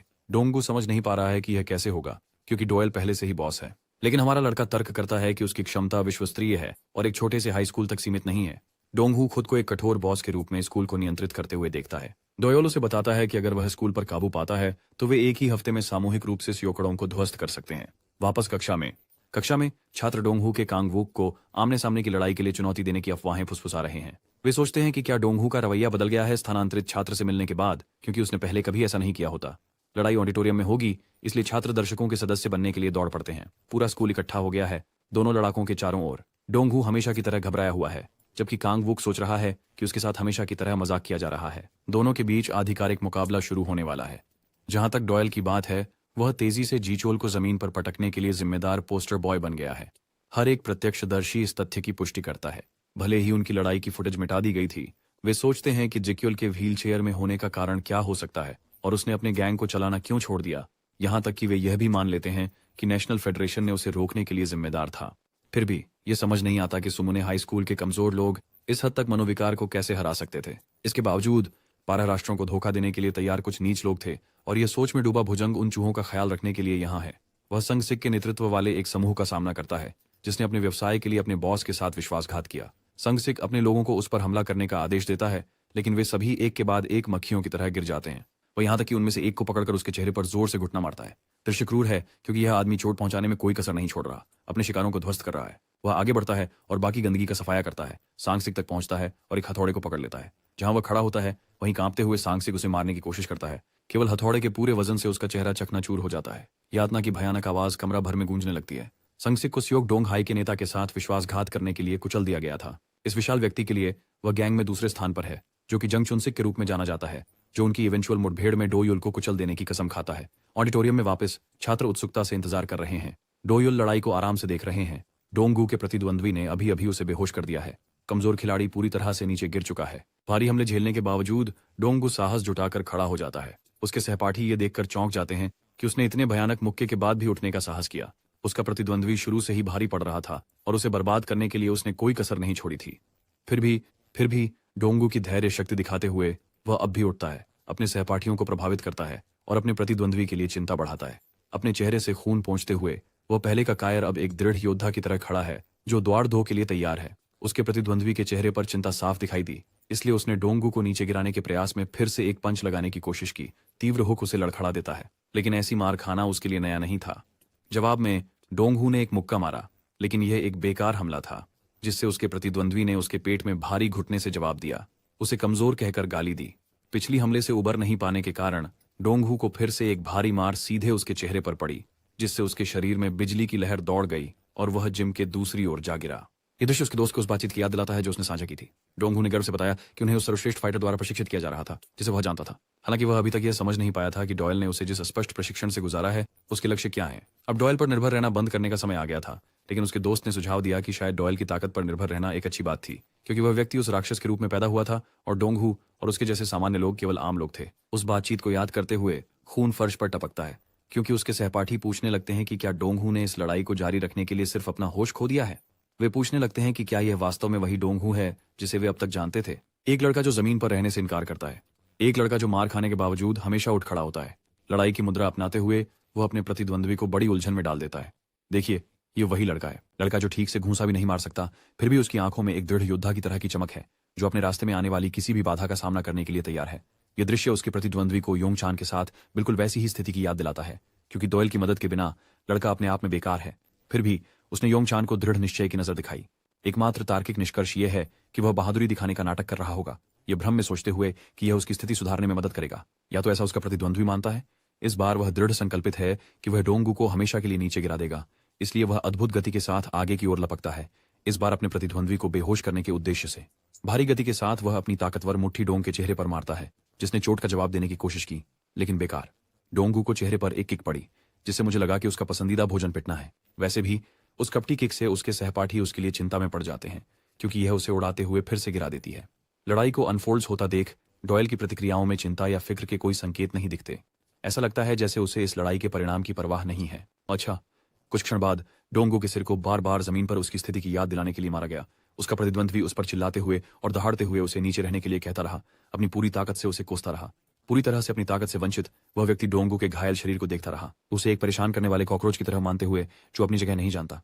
लड़ाई खत्म होती दिख रही है, क्योंकि उसका प्रतिद्वंद्वी गुस्से में हट जाता है। जो कोई भी उसके करीब आता है उसे धक्का देते हुए। डोंगू और उसके दोस्त के बीच की बातचीत जारी रखते हुए वह रुका और इस बात से सहमत हुआ कि डुएल और वे बहुत अलग थे। वह कभी भी डॉयल की तरह एक राक्षस बनने की उम्मीद नहीं कर सकता, लेकिन वह वैसे भी यही नहीं चाहता है। जिम्नेजियम में एक तेज गूंज होती है। डोंगू पूछता है कि उसका प्रतिद्वंद्वी कहाँ भाग रहा है, जब लड़ाई अभी खत्म भी नहीं हुई है। ये कांगवुक को रोक देता है, जैसे किसी ने उससे अभी पूछा हो अंग्रेजी या स्पेनिश या कुछ और।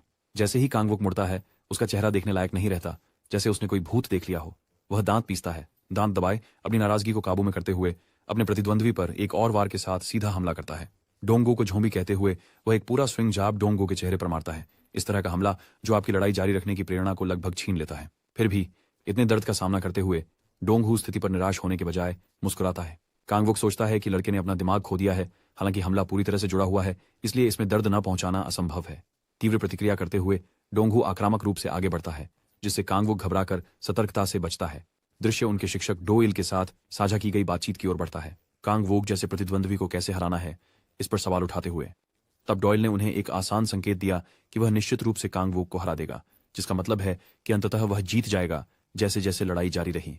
और यही अभी हो रहा है, क्योंकि भले ही कांगवुक उसके पेट में एक जोरदार मारता है, डोंगू के चेहरे पर एक गुस्से वाला भाव है। ये लड़का अब पूरी तरह बदल गया है। कांगवुक को विश्वास नहीं हो रहा है कि वह वास्तव में किसी को मार रहा है, और उनकी प्रतिक्रिया ऐसी है। अपनी बातचीत में डोइल ने अपनी सोच समझाई। उसने बताया कि एक सामान्य लड़ाई 3 मिनट से ज्यादा नहीं चलती और उसके बाद केवल इच्छा शक्ति की आवश्यकता होती है, क्योंकि कांगवुक और डोंगवू के बीच भारी वजन का अंतर नहीं है। लड़ाई का एकमात्र निर्धारण कारक इच्छा शक्ति होगा, और यही डोंगवू के प्रशिक्षण का उद्देश्य रहा है इस पूरे समय के दौरान। हालांकि कांगवुक को ऐसी कोई उम्मीद नहीं है। इसका मतलब था कि 3 मिनट के बाद उसकी जीत की संभावना बढ़ जाएगी। लो और देखो, पहली मार लगती है। डोंगवू आखिरकार कांगवुक को एक शक्तिशाली प्रहार से जड़ देता है, जिससे वह लड़खड़ा जाता है। थकावट उसके पैरों को खोखला कर रही है। अपने बेवकूफ गुस्से की वजह से इस मूर्ख ने इस तरह की लड़ाई में बहुत अधिक ऊर्जा बर्बाद कर दी। इससे उसकी गति को बहुत हानि हुई, जिससे डोंगवू को दूसरा हमला करने का मौका मिला।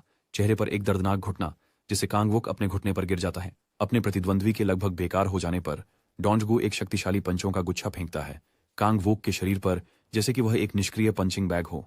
डोंगवू एक मजबूत अपरकट के साथ खत्म करता है, जो कांगवुक की ठोड़ी पर लगता है। महीनों की ट्रेनिंग से बनी सहन शक्ति के कारण लड़ाई जीतने योग्य दिख रही है, लेकिन धोखा मत खाइए, लड़ाई अभी खत्म नहीं हुई है। जब डोंगवू इसकी उम्मीद नहीं कर रहा था, तो उसे कांगवुक की मजबूत मुट्ठी ने नुकसान पहुंचाया। डॉयल की बातचीत पर लौटते हुए उसने उल्लेख किया कि उनकी रणनीति लड़ाई में जाने के लिए इच्छा शक्ति का उपयोग करना होगा, जो विशाल शारीरिक शक्ति के साथ जोड़ी जाएगी। कांगवुक जोरदार हमला करता है, लेकिन लड़ाई बराबर लगती है, क्योंकि डोंगवू हर हमले का जवाब देता है। दोनों एक दूसरे पर प्रहार कर रहे हैं और फिर तुरंत जवाबी हमला कर रहे हैं। हर वार से उनके शरीर झटके से पीछे हो रहे हैं। डोयल ने उसे एक साधारण सलाह दी थी, जिसका पालन हर कोई कर सकता है। उसने कहा था कि जब वह खुद को सबसे कमजोर महसूस करे, उसी समय उसे अपनी शरीर से एक और प्रयास के लिए जोर लगाना चाहिए था। डोंगवू उस सलाह को अपनी आत्मा में समेटता है जैसे ही वह आगे बढ़ता है। हर बार जब उसे उसके गुंडों द्वारा बेरहमी से पीटा गया था, उसे याद करता है कैसे कांग वूक ने हर मौके पर उसे बेवकूफ बनाया। उसके गुंडे उससे खेलते थे। उन सभी क्षणों को वह अपने लिए हथियार बनाता है। इस कमीने को धूल चटाने का एक कारण डोंगहू की आंखों में नए दृढ़ संकल्प की लौ है, लड़ने की इच्छा। वह अपने शरीर को आगे बढ़ाता है, अपने प्रदर्शन से अपने दोस्त को हैरान कर देता है। तभी उसे बातचीत के अंत में डोंगहू के शब्द याद आते हैं, जिसने निष्कर्ष निकाला कि वह स्वयं से खुश था और डॉयल जैसा नहीं बनना चाहता था। हर छात्र अपनी आंखें चौड़ी करता है, जबकि डॉयल उन्हें सबक सिखा रहा है। लड़ाई के परिणाम से अप्रभावित दिख रहे हैं। डोंगहू का अभिप्रलयकारी अप्रकट उसकी पूरी शक्ति से भी अधिक था। अंततः लड़ाई खत्म हो गई है, जंग जीत ली गई है। कांग वूक जमीन पर है, जबकि डोंगहू अपनी स्थिति बनाए हुए है। उसके दोस्त बड़ी जीत का जश्न मनाने के लिए दौड़ते हैं, उसे प्यार से गले लगाते हैं। डोंगहू अब कमजोर, दयनीय अंडरडॉग नहीं रहा। वह अपने हाई स्कूल का नया बॉस है, और सही मायने में ऐसा ही है। ब्लैकहेड संगठन की रूसी शाखा की ओर एक सचिव ने उनके गुप्त संदेशवाहक को सभी आवश्यक विवरण भेज दिए हैं। स्कूल के दृश्य पर ध्यान केंद्रित करते हुए डॉयल वायरलेस हेडफोन का उपयोग करके किसी से बात कर रहा है, जिससे डोंगहू को बहुत आश्चर्य होता है। वह यह भी समझ नहीं पा रहा है कि डॉयल फोन पर किससे बात कर रहा है या वे जा कहाँ रहे हैं। हमारा लड़का इस बातूनी चिंता करने वाले को नहीं झेल सकता, जो उसे ढेर सारे सवालों से परेशान करता है। वादा अनुसार डॉयल एक हफ्ते के भीतर सियोकडोंग गैंग का सफाया करना चाहता है, और यहाँ उसका पहला निशाना है। कमरे के अंदर एक गुंडा एक पढ़ाकू को परेशान कर रहा है, जैसे कि यह किसी गिरोह में एक सामान्य मंगलवार हो। वे अचानक कहीं से आ धमके घुसपैठियों से मिलने पर नाराज हैं। डॉयल इस बात पर जोर देता है कि वह अपना वादा पूरा करने जा रहा है, और कुछ ही पलों में पूरा कमरा जमीन पर पड़े शरीरों से भर जाता है। उनका ग्रुप लीडर डॉयल की नजरों से मिलने से भयभीत है। यह देखकर आश्चर्यचकित है कि सामुन्हिये के पास उसकी तरह की ताकत है। यह व्यक्ति जांग सू है, जो सियोकडोंग गैंग में चौथे स्थान पर है। लेकिन हमेशा की तरह डॉयल एक असामान्य लड़ाई शैली के साथ उसे और उसके समूह को मारता है, अपने आसपास के अस्त्र का सही उपयोग करता है। जमीन पर डर के मारे कांपते हुए जांग सू एक डरावने सवाल का सामना कर रहा है। यह जीवन और मृत्यु के बीच का चुनाव है, जो दांव को और ऊंचा करता है। डॉयल उससे कहता है कि वह ध्यान से सुने कि वह क्या पूछने वाला है। पहली चीज जो वह जानना चाहता है वह है जुआ साइट, जिसके ये बदमाश संचालन कर रहे हैं, जिसका लक्ष्य युवा लोग हैं। डॉयल चाहता है कि यह जोकर नए इंस्टॉल किए गए ऐप पर जांगसू के आदमियों की संलिप्तता और सबूत सौंप दे। इस बिंदु पर जांगसू चकित है कि एक अजनबी उसके वेबसाइट के बारे में कैसे जानता है। दूसरी चीज जो डॉयल उसके लिए लाया है वह अपने बॉस वांग क्वोकहैंग को आगे बढ़ाने का आदेश है। यह डॉयल से सुमन हाई में मिलने की अंतिम तिथि है, और जब तक उसके पास समय है आत्मसमर्पण कर देना चाहिए। वह डोंगू की ओर इशारा करता है, सुमन हाई के बॉस के रूप में। क्वाकहू से स्कूल के बॉस के सामने घुटने टेकने की मांग करता है, और अगर वह ऐसा करता है तो कोई बेवजह की लड़ाई नहीं होगी। जोंगसू बिल्कुल हैरान है कि इंडियाना जोन्स यहाँ, जो देखने में एक बुद्धिजीवी और कमजोर लगता है, वास्तव में स्कूल का बॉस है। वह और भी चिंतित है कि यह आदमी शायद डोयल से भी मजबूत हो सकता है, जो कि बेहद मजाकिया है। डोंगहू ने डोयल को रोककर जो उसने सुना उसकी जांच की। हमारा लड़का सोचता है कि उसकी योजना सरल और ठोस है, लेकिन शायद उसे नहीं पता कि क्वाकहुई वास्तव में किस तरह का आदमी है। वह हर तरह से डरावने हैं, इसलिए ऐसा कुछ कहना जैसे मौत की इच्छा मांगना है। यह तर्क देते हुए कि वहां एक गैंग लड़ाई होने जा रही है। डोयल का मानना है कि यह सेमून बनाम सियोकडोंग होगा। यह वास्तव में काफी सरल है। अब तक प्रत्येक व्यक्ति जिसको डॉयल ने हराया उसके स्थान पर कोई और आ जाता है और अचानक प्रकट हो जाता है। वह परेशान हो चुका है और वह फिर से उस कठिन रास्ते पर नहीं जाना चाहता। इसके बजाय वह सीधे टकराव में सियोकडोंग को समाप्त करना चाहता है। डोंगगू बहुत डरा हुआ है, उसे यह याद दिलाने के लिए कि सियोकडोंग में उन्हें कितने बड़े संख्या में गैंग सदस्यों से निपटना होगा। वह अपना दिमाग खो रहा है, लेकिन डॉयल आभा खेती में बहुत व्यस्त है और विवरण की परवाह नहीं करता। वह जोंगसू की ओर मुड़ता है, उसे याद दिलाता है कि उनके नेता को सीधे उसके पास लाए। यहां तक कि जोंगसू भी एक नर्वस हंसी छोड़ता है, स्थिति की विडंबना की ओर इशारा करता है। आमतौर पर लोग क्वाकवा से बचते हैं, जैसे उनकी जान इस पर निर्भर हो, लेकिन यहाँ यह आदमी खुद शैतान से मिलने की मांग कर रहा है। यह कोई आश्चर्य की बात नहीं है कि योंगसू ऐसी प्रतिक्रिया कर रहा है। गिमचॉन में एक गोदाम में कट करते हुए हम देख सकते हैं कि एक व्यक्ति डर के मारे सचमुच पेशाब कर रहा है। उसके सामने जो दृश्य है वह एक राक्षस है जो अद्भुत गति के साथ हर इंसान को नष्ट कर रहा है। वह अनमैच्ड स्पीड वाला एक भूत की तरह है। जैसे ही यह यादृच्छिक गिरोह का सदस्य भागने की कोशिश करता है, उसकी गर्दन पर छुरा चलने से उसकी जिंदगी समाप्त हो जाती है। यह मनोरोगी केवल खुशी से मुस्कुराता है। जोंगसू यकीन नहीं कर सकता कि डॉयल वास्तव में उस आदमी से मिलना चाहता है जो बॉस है और हिंसक और अजेय माना जाता है। यह आदमी सचमुच सबके साथ लड़ाई कर रहा है, पूरे समूहों को बिना थके काट रहा है। दुर्भाग्यवश क्वाकवा एक व्यापार यात्रा पर व्यस्त है, इसलिए उसे अभी ढूंढना मुश्किल होगा। लेकिन जोंगसू वादा करता है कि वह डॉयल को उसके सियोल लौटने पर सूचित करेगा। यहाँ कहानी में मोड़ है। वह मनोरोगी जिसे हमने अभी देखा, जो अकेले ही समूहों को आसानी से हरा रहा था, वह वांग क्वाकुआई नहीं है। वास्तव में उसे सच्चा डर महसूस होता है जब सैतामा की डेथ फिस्ट उसके चेहरे की तरफ निशाना साधती है और वह एक ही मुक्के से उड़ जाता है और उसके दांत बाहर निकल जाते हैं। हालांकि मुझे लगा था कि बॉस भी जिकोल की तरह अस्त व्यस्त मनोरोगी होगा, लेकिन वास्तव में वह सूट में और गंभीर व्यक्ति है। सियोल गीचोल को व्हील चेयर पर हिरासत में रखा गया है। उसका जीवन हमेशा के लिए अपंग हो गया है और उसे सेल में एक अप्रत्याशित आगंतुक मिलता है। हमेशा की तरह डोयूल का नाम विज्ञापित पोस्टरों के कारण प्रसिद्ध है। चांसिक को डोयूल द्वारा सियोक डोंगहे के समूहों को हाल ही में ध्वस्त करने के बारे में पता चलता है। वह यह भी सीखता है कि असली बॉस वास्तव में डोंगू है और डोयूल इस जोंगसू रिपोर्ट करते हैं कि कैसे ये लोग बिना सूचना दिए अंदर घुस गए और अल्टीमेटम देकर उनके नेता को बुलाने का आदेश दिया। जोंगसू सख्त रवैया अपनाता है, ये बताते हुए कि उसने खतरे को संभाला और बच्चों को सीधे घर वापस भेज दिया। चुनसिक पोस्टर फाड़ देता है, मानते हुए कि यह दुनिया सच में पागल हो गई है। उसका बहुत फैसला, बस उन्हें वैसे ही छोड़ दो। आखिरकार डोयल कथित तौर पर वह चर्चित व्यक्ति है जिसने जीकोल को भी हराया था। चंसिक को पूरा यकीन है कि वह एक ठग है। झूठा दावा किया कि उसका नाम खुद से प्रचारित किया गया था। उसके लिए डायल एक तरह का ध्यान खींचने वाला बच्चा लगता है जो इधर उधर झूठ फैलाता है। इसलिए असलियत में कोई भी नहीं मानेगा कि जी क्योल ने उससे हार मान ली, जिसका मतलब है कि वह सियोक डोंगहा के साथ भी ऐसा ही करना चाहता होगा। चूनसिक सोचते हैं कि ये ध्यान खींचने वाले कीड़े दिन के अंत में कीड़ों से ज्यादा कुछ नहीं है। किसे नजरअंदाज किया जाना चाहिए और ध्यान से वंचित रहना चाहिए। अपनी स्कूल में वापस डोयल आराम से खुद का आनंद ले रहा है जब डोंगहुई चिंतित स्वर में पूछता है कि क्या वास्तव में क्वाकुई उनके स्कूल आएगा। वह सबसे बुरी स्थिति से डरता है अगर क्वाक वहां आता है, लेकिन दोयुम को भरोसा है कि वे किसी न किसी तरह उनके गिरोह के नेता को हरा पाएंगे। लेकिन डोंगो सोचता है कि यह लड़का अपनी क्षमताओं को अधिक समझ रहा है क्योंकि उसे सियोक डोंग गिरोह के नेता के बारे में लगभग कुछ भी नहीं पता। वह बहुत क्रूर है, एक ऐसा व्यक्ति जो मानव सीमाओं को पार कर चुका है। एक इंसान के रूप में जाने जाने के बावजूद उसकी ताकत आपको सवाल में डाल देती है कि वह वास्तव में इंसान है या नहीं। दोयुम और अधिक पूछताछ करता है, जिससे डोंगहू ने उसे क्वाकुई के बारे में सुनी एक अफवाह की कहानी सुनाई। जाहिर है इस आदमी ने एक चिड़ियाघर से भागे एक भालू को मारने के लिए जिम्मेदार था। यह भालू तबाही मचा रहा था और लोगों को डरा रहा था जब तक कि वह वहां नहीं आया। इस भालू को मारने के लिए एक ही व्यक्ति जिम्मेदार था और वह व्यक्ति कोई और नहीं बल्कि वांग क्वा क्वाई खुद था। अपनी शराब का आनंद लेते हुए डोयल झपकते भी नहीं है, जबकि डोंगू मौत के मारे डरे हुए हैं। डोयल का तर्क है कि अब तक वे जितना आगे आ गए हैं उनके हालात पर अफसोस करने का कोई मतलब नहीं है। जब वे अपनी बातचीत कर रहे हैं, एक गुप्त जासूस उनकी बातचीत सुन रहा है। डोयल आत्मविश्वास से निष्कर्ष निकालता है कि गिरोह का नेता निश्चित रूप से सैमून में आएगा।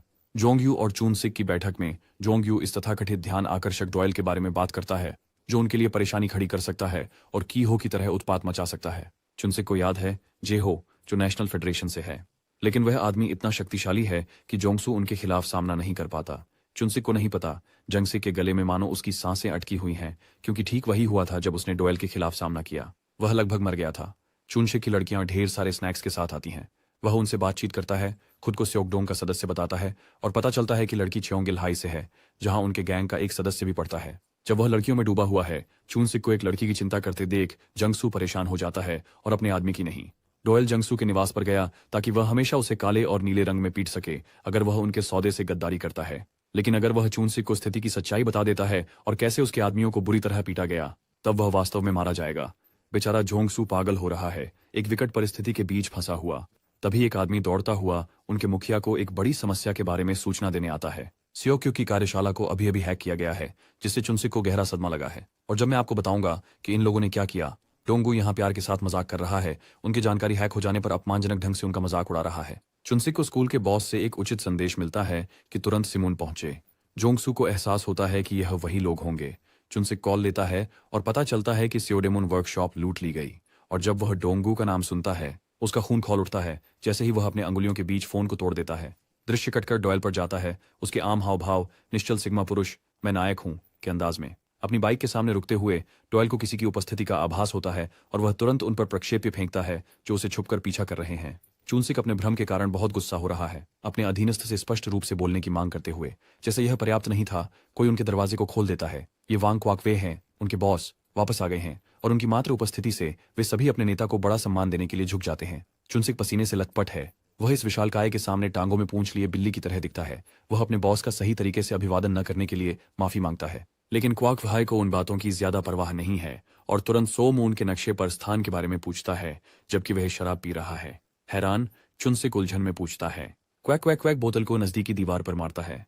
उसके इरादे छिपे हुए हैं क्योंकि दृश्य उसके गिचोल के साथ बंदी में बातचीत पर कट जाता है। क्वैक क्वैक क्वैक एक लूले व्यक्ति के साथ बातचीत साझा करने पर काफी निराश है, जो कभी एक शक्तिशाली और निर्दयी गिरोह का नेता था। शीशे की खिड़की पर हाथ रखते हुए जिशेल उसे धमकी भरी नजर से देखता है और क्वाकुई की सुरक्षा की कामना करता है। ये मूल रूप से उसका यह कहने का तरीका है कि तुम्हें जहां तक, और जिके लिए टिप्पणी करता है कि एक छोटा सा पल जीवन भर की चोट और दर्द का कारण बन सकता है। उसके अंतिम शब्दों ने सिमून हाई स्कूल के छात्रों के बीच एक शैतान जितना दानव जीवित रहने के अस्तित्व को नोट किया और इसी वजह से क्वाकहुई ने सुमन हाई के खिलाफ युद्ध की तैयारी के लिए अपनी सेना को तुरंत तैयार करने का आदेश दिया।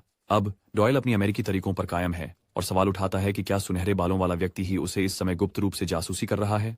जाहिर है डॉयल को इस व्यक्ति का कप्तान होना चाहिए था जो उसकी पूर्व टीम से संबंध का सुझाव देता है।